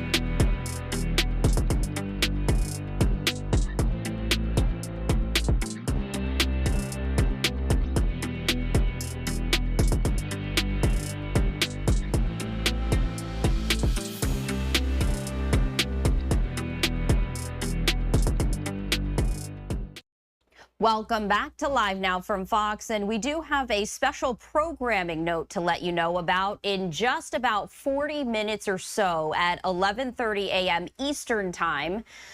We are going to be airing live here on Live Now from Fox a bun scrambling competition. If you are wondering, what is this?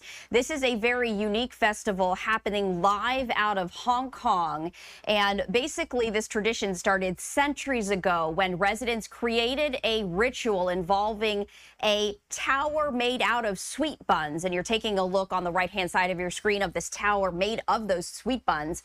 Basically, they created this tower and they created a climbing competition during which participants race up this 45-foot tower made out of sweet buns. The goal is to retrieve as many sweet buns as possible, and there are winners involved. The ritual, though, created centuries ago to try and appease the gods after a plague and pirates devastated the island. So a very unique festival happening live in Hong Kong. We are going to be having some special coverage beginning at 11:30 a.m. Eastern Time as we watch the festivities and this competition that involves participants scaling up this 45-foot tower made out of sweet buns.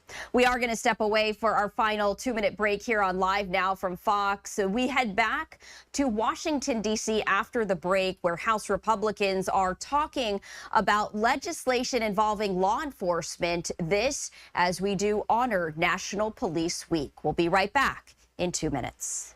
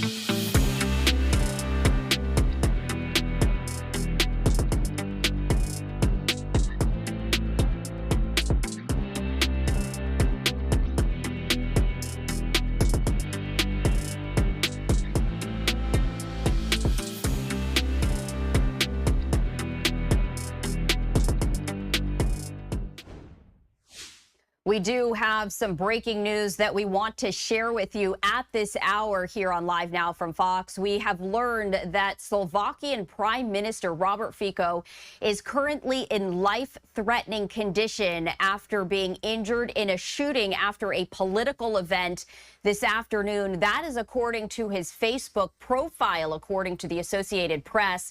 The populist pro-Russian leader, who is 59 years old, was hit in the stomach after 4 shots were fired outside the House of Culture, which is about 150 kilometers northeast of the capital, where the leader was meeting with supporters. Now, a suspect has been detained, according to the Associated Press. A message posted to the Prime Minister's Facebook account said that the leader, again, has been shot multiple times and is currently in life-threatening condition. It said that he was being transported by helicopter, again, to facilitate those injuries. The president-elect, who is an ally of Fico, called the assassination attempt, quote, an unprecedented threat to Slovak democracy. So again, we do have some breaking news as we have learned that the Slovakian prime minister was shot at a political event and is now in critical condition. As you can imagine, many European leaders are reacting, some calling it an attempted assassination of the leader in a NATO state. Again, while a suspect has been detained, that's according to the Associated Press, no motive for the shooting was immediately apparent. Now, the shooting in Slovakia comes 3 weeks ahead of a crucial European Parliament election in which populist and hard-right parties appear poised to make gains. We are going to continue to monitor this situation and the condition of a Slovakian Prime Minister Robert Fico, again, who is in life-threatening condition after he was shot during a political event this afternoon. We will continue to monitor and, of course, provide all information as it comes in. Meantime, we're going to head back to Washington, D.C., where the House Republicans are holding their weekly presser. Again, this as it is National Police Week. We're going to pot up the sound and listen in. Law enforcement officer, a 3-term sheriff, a chief of police, a chief of detectives, but the greatest job that I ever had was being a patrolman. Being a patrolman out there at night, being responsible for the safety of my town and for my county. My dad taught me early on about protecting the citizens that we served.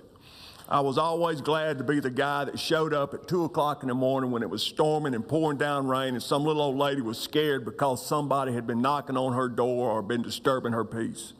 I was always glad to be that guy that showed up when nobody else was available. And if you think about what's going on in this country right now with the defund the police movement, the way that the police are being demonized, who are you going to call at 2 o'clock in the morning when you need help? When your son or daughter is out there broke down, maybe away at college and need help, who are you going to call? You think that the left's going to show up? Absolutely not. They're not going to do it. They're going to send out their nice little tweets when somebody gets killed or something happens, but you'll see where the proof's in the pudding. Actions speak a lot louder than words. Being a police officer in my life was one of the greatest opportunities that I ever had to be able to serve the citizens that I worked for. I love that job. I love being a police officer. But what's going on in this country right now cannot stand another day, and we've got to stand up to them every day. It's a fight that we're willing to take, and I ask you to stand with us. God bless you. God bless America, and protect our men and women of law enforcement. Thank you very much.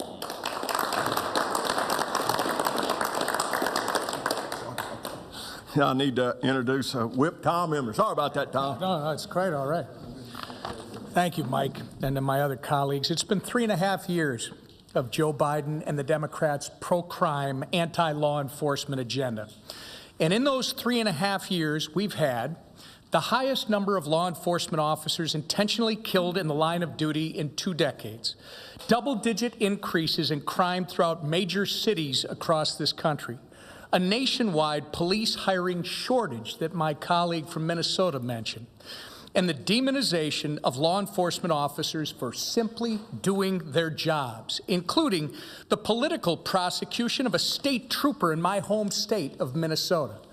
All because the Democrat Party would rather cave to the leftist lunacy that has made them the most anti-law enforcement party in our history.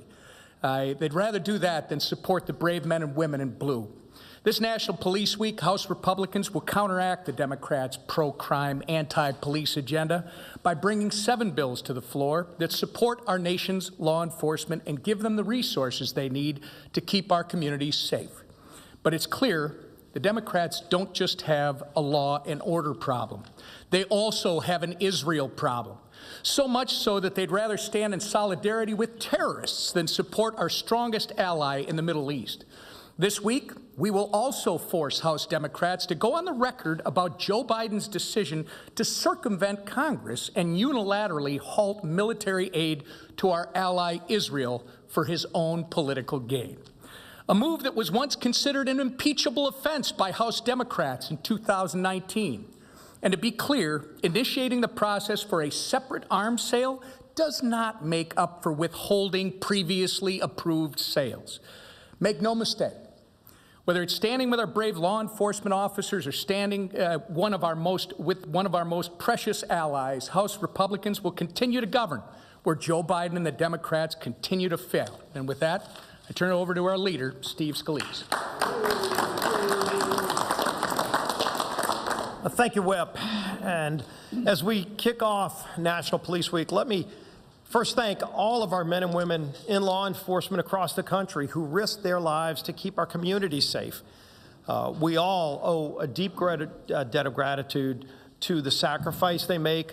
And of course, this week we're pausing, especially for those who made the ultimate sacrifice, those who have fallen in the line of duty, as we had a tribute last night, and we will continue to pay tribute to their families who will always pay that price.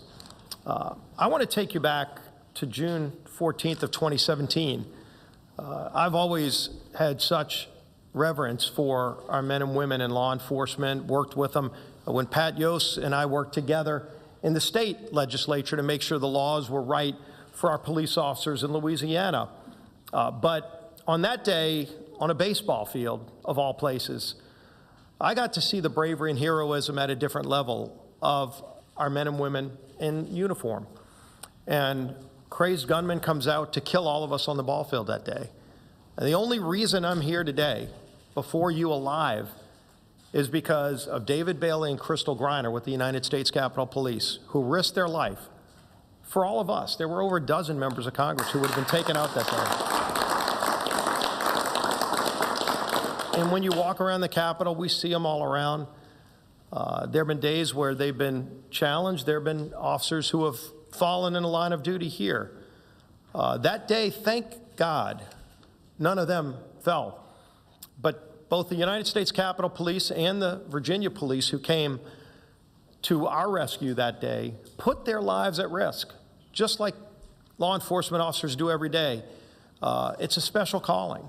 To be willing to risk your life to save somebody else's, to protect somebody else who is being threatened by someone who just wakes up one day and decides they want to go and wreak havoc on society. They want to go and try to take someone else's life. They want to, in some cases, try to take a law enforcement officer's life.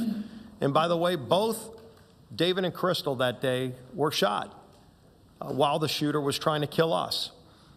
But they were not, the shooter wasn't successful because they were there. They answered that call, and they do it every day. And again, there's colleagues of mine that are going to be voting on the floor later today for some of these bills who were on the ball field that day who wouldn't be here as well if they didn't do their job. And so we don't hear about it all the time. You know, you hear about an incident if maybe a law enforcement officer is killed in the line of duty. As tragic as that is, every day a law enforcement officer puts their life at risk. And it's not as well reported because the day ended well for everybody but the bad guy, as Clay said. You know, don't worry about me, worry about the other guy. And so while they're risking their lives, it's important that they know that the community has their back. We surely have their backs. I'm especially proud to serve with colleagues of mine who actually served in law enforcement before they answered this calling to come and serve in Congress. And so as they make that sacrifice, just know in communities across America, when someone here illegally, for example, assaults a police officer and is let go the next day by a DA who just thinks it's all right for somebody to beat up a cop, we're passing a bill that says it's not okay. And in fact, you will be deported if you assault a cop here in America. We stand up for our men and women in law enforcement. I hope the vote is huge on that. Not just all Republicans. Every Democrat should vote for these bills too. To not just in deed, but in vote, support our men and women in uniform, because they have our back at the most troubling of times. Let's have their back, and we will this week. With that, the man who's always had our back, our Speaker, Mike Johnson.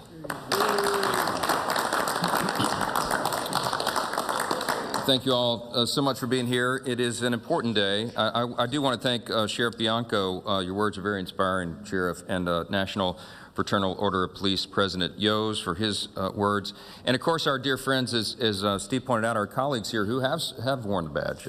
Clay Higgins and Pete Stauber and Anthony D'Esposito and Mike Ezel and others in our conference who have served in many capacities, and we're delighted that they're here now. You see behind us standing here others who have worn the badge, who have stood on that thin blue line and put their lives on the line for everybody else. And so we do this every day. We look for new ways, the House Republicans, to stand with law enforcement. We stand with the men and women in blue. We stand with all of our sheriffs and police officers, our border patrol agents, our law enforcement officers across the board in every capacity, because they are doing the hard thing. They are doing the often difficult thing. Increasingly, it is a difficult calling and vocation. Today is Peace Officers Memorial Day, of course, and so, as was mentioned earlier, we pay tribute to all those who, out of that selfless sacrifice, have paid the ultimate price. They have given their lives for our safety, and they have laid down their lives for others, and that is the greatest blessing of all. 26,000 officers have died in the line of duty, 56 in America just this year alone. And these officers exemplify the American spirit. They are the best of us, the best in every city and community. They have pledged their own lives and their sacred honors so that others may live in peace, and we honor that. And that's a biblical admonition to give honor where honor is due, especially on a week and on a day like this. And this week we pay tribute to those who do clothe themselves with that dignity and decency and who stand on the lines of justice and keep us safe. So as Leader Scalise mentioned, we'll be passing legislation on the floor to make that clear and to do everything we possibly can to celebrate those officers and to protect those who protect all of us. And oftentimes it's a thankless job, as you know, as has been mentioned today. There are many people, too many people, and often some elected officials in Washington who have given voice to this idea that we should defund the police or have anti-police legislation or policy. It's absolute madness. And we are now seeing the completely foreseeable result of that in communities around the country, with crime off the charts, violent crime rising, and all of these problems with the open border, all of it related together. And what the common denominator in all of it is a disrespect for law and order, as was mentioned earlier, for the rule of law, and that is something that we have to maintain. An FBI report just yesterday has reported that the rate of assaults on law enforcement officers in America is at a 10-year high. We have got to reverse that. As the sheriff said earlier, we've got to make crimes criminal again. I mean, it's just common sense. And I think everybody in the country who looks at this objectively understands it. Anybody who's not involved in the radical, woke, progressive left understands clearly that you got to maintain the peace. This week on the House floor, we'll be voting, for example, other legislation to expand the concealed carry rights of qualified police officers. How many of you understand that when the good guys are armed, the bad guys do less harm, right? We're going to address anti-police attacks, protect law enforcement in the line of duty, support the mental health of those who serve as police officers, and we'll be voting to deport illegal aliens who assault law enforcement. Boy, we sure hope everybody votes for that one. This ought to be easy. This ought to be non-controversial. And we're going to make sure that everybody sees where all of us in the House stand. Our law enforcement officers keep us safe. They put their lives on the line to do it, and we are forever indebted. And these gestures and these pieces of legislation that we passed this week is the very least that we can do to support them. With that, we'll take a few questions. Front row. So we were just listening to House Speaker Johnson, and again, he's now opened the floor up to questions. This is during a weekly presser. The focus of this weekly presser, though, held by House Republicans, speaking about National Police Week, honoring law enforcement, and also talking about a number of bills that they are going to be bringing to the floor, including the Law Enforcement Officer Safety Act that would allow qualified active and retired law enforcement officers to carry firearms on state, local, and private property, otherwise open to the public. On the upper right-hand side of your screen, that is a live look at the Israel-Gaza border, as we have learned that the Biden administration has told key lawmakers it would send more than $1 billion in additional arms and ammunition to Israel. That's according to 3 congressional aides. It's not, though, immediately known how soon the weapons would be delivered. On the lower-hand side of your screen, that is a live look at our XRAD radar. Severe storms sweeping across several regions of the country, including Florida. And in fact, there was a tornado warning issued during the overnight hours. More severe storms expected, as you can see those large swaths of green making their way across Florida. We are going to step away for a 2-minute break here on Live Now from Fox. Much more coverage up ahead. Stay with us.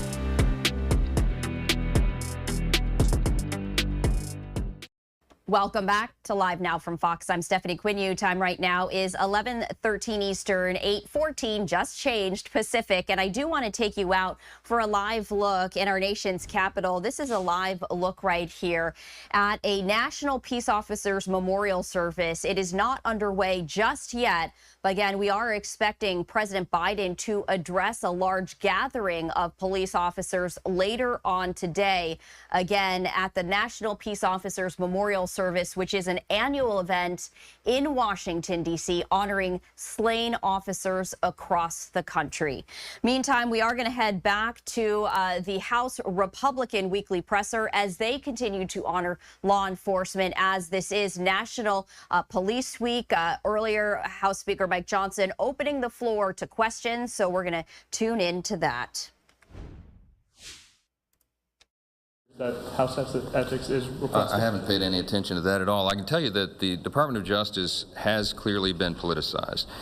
Some of us consider this actually to be a weaponized DOJ, and Merrick Garland is in charge. He is the Attorney General at the top, and I think that they have used our system of justice against political opponents, of course, the most prominent of which is Donald J. Trump. I was with him yesterday in Manhattan, and many in the press have asked, why did you go there? Because I'm a former litigator. I'm an attorney. This is an egregious violation, a travesty of justice. They are using the judicial system for political purposes, and this is something the framers warned us against. In a constitutional republic, look, everybody, remember, I remind us all the time here, we're still an experiment on the world stage. There has never been a system of government like ours. We started something new in 1776, a constitutional republic. We removed the monarch, and we said it's going to be a government of, by, and for the people. You know what's critical to maintain, to keep a republic, is that you have to have the people, we're self-governing, the people have to believe that we have equal justice under law. There's a reason that Lady Justice is depicted with a blindfold. There cannot be two tiers of justice. There can't be two systems. You can't exact political revenge on one political figure using the justice system and then give a pass to the other. That's what the American people see. And it doesn't matter how they try to spin it or make it into something that it is not. We see what is happening. The soon-to-be official nominee of the Republican Party is tied up in court in Manhattan and cannot be on the campaign trail throughout the week. This is the 5th week that he's been tied up on what is not even easily defined as a crime that he had nothing to do with. The DOJ officials, prosecutors looked at all these charges 8 years ago. They did not bring charges because there was nothing there. Now they've done it suddenly. Why? Because Donald Trump is running for president again. And this is repeated across the system. Jack Smith, the special counsel. You know, just last week it was revealed that they had tampered with evidence. They had moved around the evidence in the boxes, and that trial now is apparently being postponed indefinitely. Why? Because they have real problems on the prosecution side now. Look, it's a simple question, and it's a simple answer.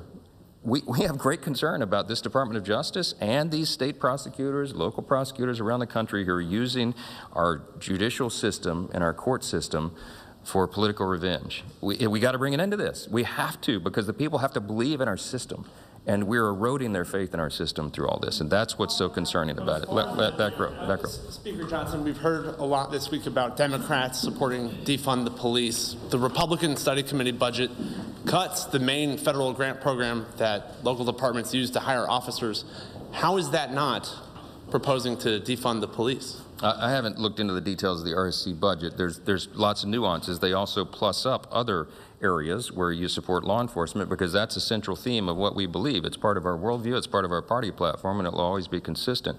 You know, a lot of the Democrats in the House now are trying to revise history and pretend as though, and even say that they never supported defund police. But I served on House Judiciary and have some pretty famous vignettes, viral videos, where I went through and literally took all the time reading all of their quotes. I mean, it's top Democrats in the House who, just a few years back, were all on board with defunding the police. And we told them at that time, and we remind them again today, that that's a fool's errand. You cannot defund the people who keep your communities safe, obviously. But they did it anyway. They said it anyway. And in some of these communities, they actually went forward with that policy. And that's the places around the country where you have the greatest levels of crime. And the people are crying out for change. And I think you'll see a lot of that reflected in the election cycle in November. Yes, sir. Far ahead. Yes, the House Education and Workforce Committee is going to be looking at HHS and its policies and priorities. Can you elaborate a little bit on the job that Becerra has done there? Yes. I mean, look, we feel like there's a lot of agencies of the federal government who are doing things that are beyond the scope of what they're supposed to do, and that they're abusing that authority. We set up a select committee on the weaponization of the federal government at the beginning of this Congress when the Republicans took over, and people balked and said, how could you use such a hyperbolic term, weaponization? Well, I was on that committee, and we began to look, overturning stone after stone after stone of all these three-letter agencies that have been actually turned against the very people that they're supposed to serve. So the House Education and Workforce Committee is a very important one. It has broad jurisdiction over a lot of these areas, and they're overturning some of those stones as well. Our Oversight Committee is as well, Energy and Commerce, many of these committees, and they're trying to determine where these agencies went awry. There's probably a lot of examples there that they'll uncover, and so we'll see what that develops. It's a methodical, very careful, deliberate investigation, and I think that's what our constitutional responsibility is, to carry that out in that way. Thank you, Mr. Speaker. You had mentioned yesterday that you were going to be working with the Oversight and Judiciary Committees about avenues to, your words, rein in Special Counsel Jack Smith. I wanted to know if you have any details on what that might look like, what you're looking at. Well, look, there's a lot of different ideas. People are alarmed that the Special Counsel and that capacity has been abused in recent years, and we can cite multiple examples of that.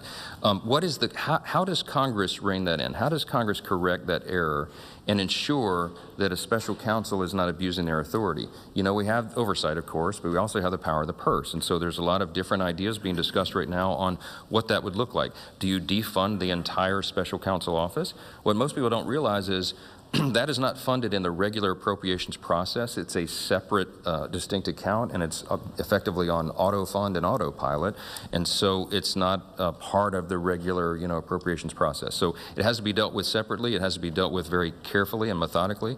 There's a role for an individual like that when there are conflicts of interest within DOJ itself, but it has to maintain and follow the rule of law. We can't have special counsels engaged in political vendettas either, and that's what a lot of people see right now. So we haven't yet come to a consensus on what that remedy looks like, but we're actively discussing it even today among members, and how about stay tuned on that? We'll get you more information. Thank you so much, and thanks for the law enforcement officers for being here.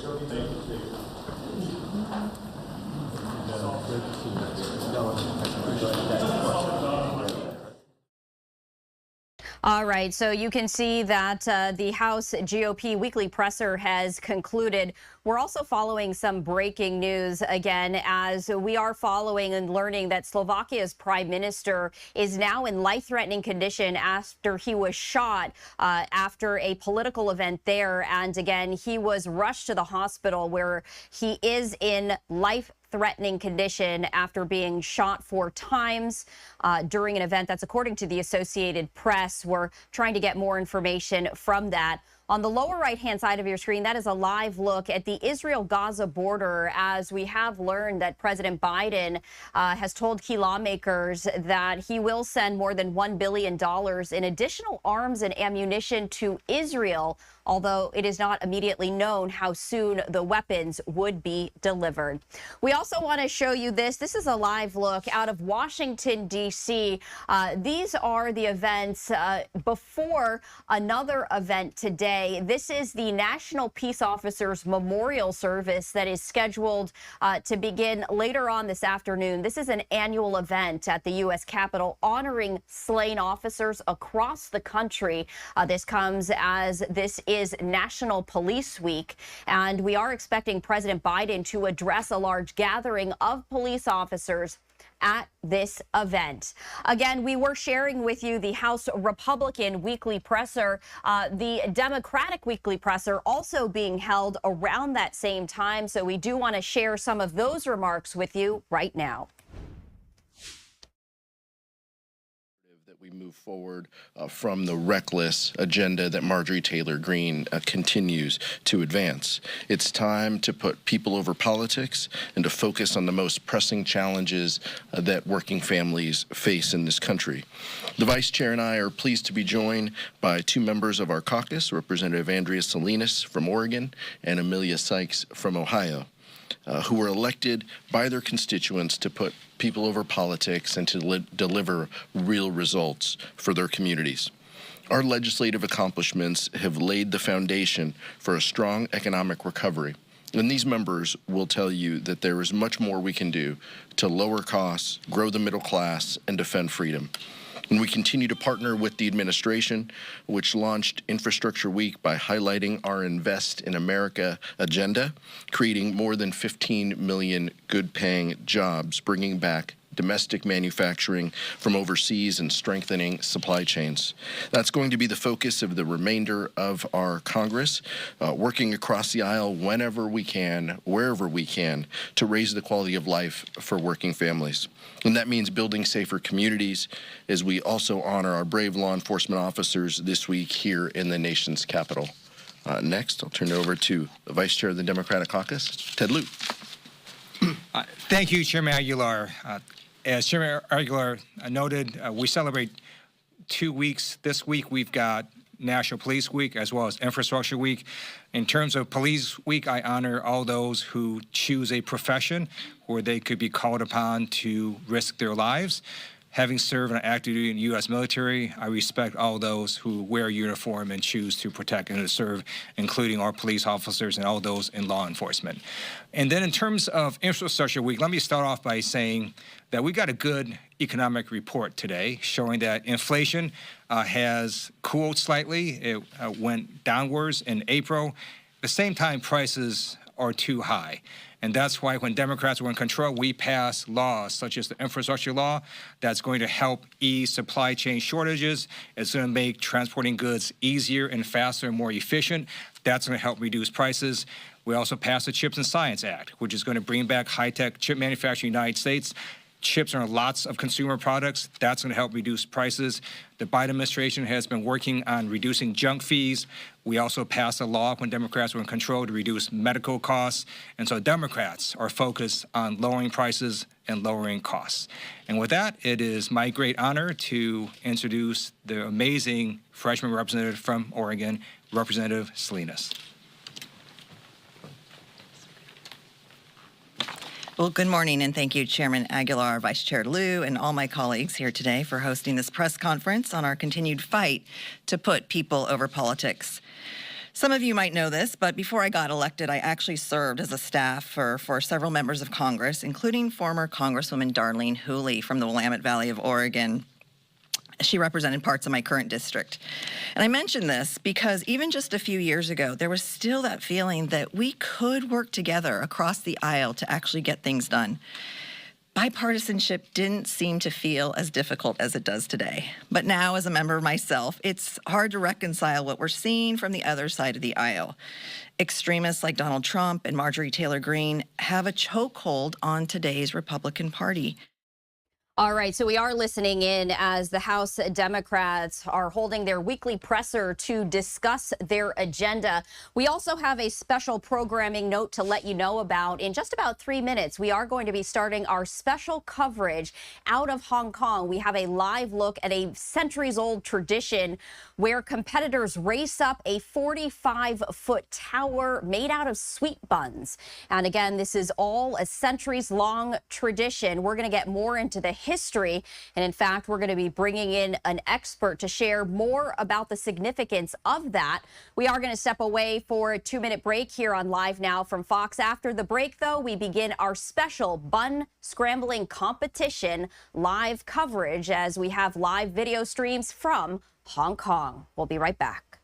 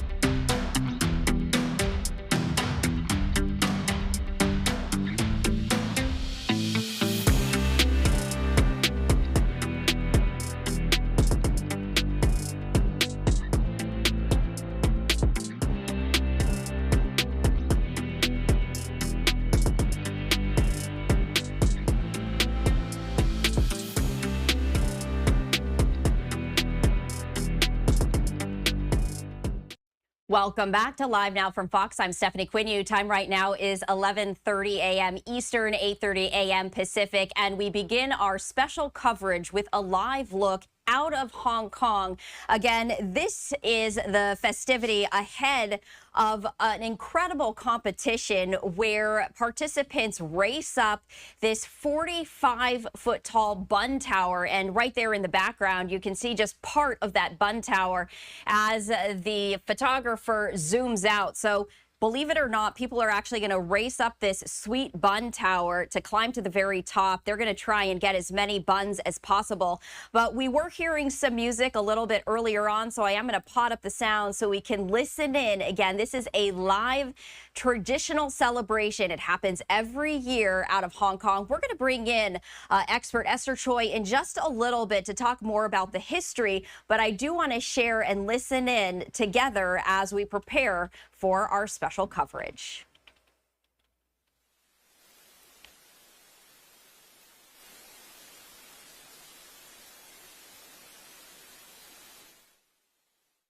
All right, so it does appear as though the music has stopped. But again, I do want to bring in Esther Choi right now to talk more about the significance of all of this. Esther, thank you so much for taking the time to join us. Thank you so much for having me. It's my honor to be here to share the stories behind this most spectacular and vibrant and colorful festival in the Changjiao Island of Hong Kong. Absolutely. Just to give people a little bit of background about who you are and why you are joining us here on Live Now from Fox. Esther, you are the founder of Hong Kong XR Museum, and really the mission with this nonprofit museum is to preserve and to share all of these incredible traditions that are disappearing from Hong Kong. Right. Actually, this Changjiao Bun Festival, it was paused during the pandemic, and then they came back to life, I think, last year, and then at a reduced scale. So, but actually this year, the government brought it back, and then it is at its like full scale this year. It actually started on Monday, and then people have to, like the whole entire Changjiao Island, all of the islanders, they all came together to prepare for this whole entire event. So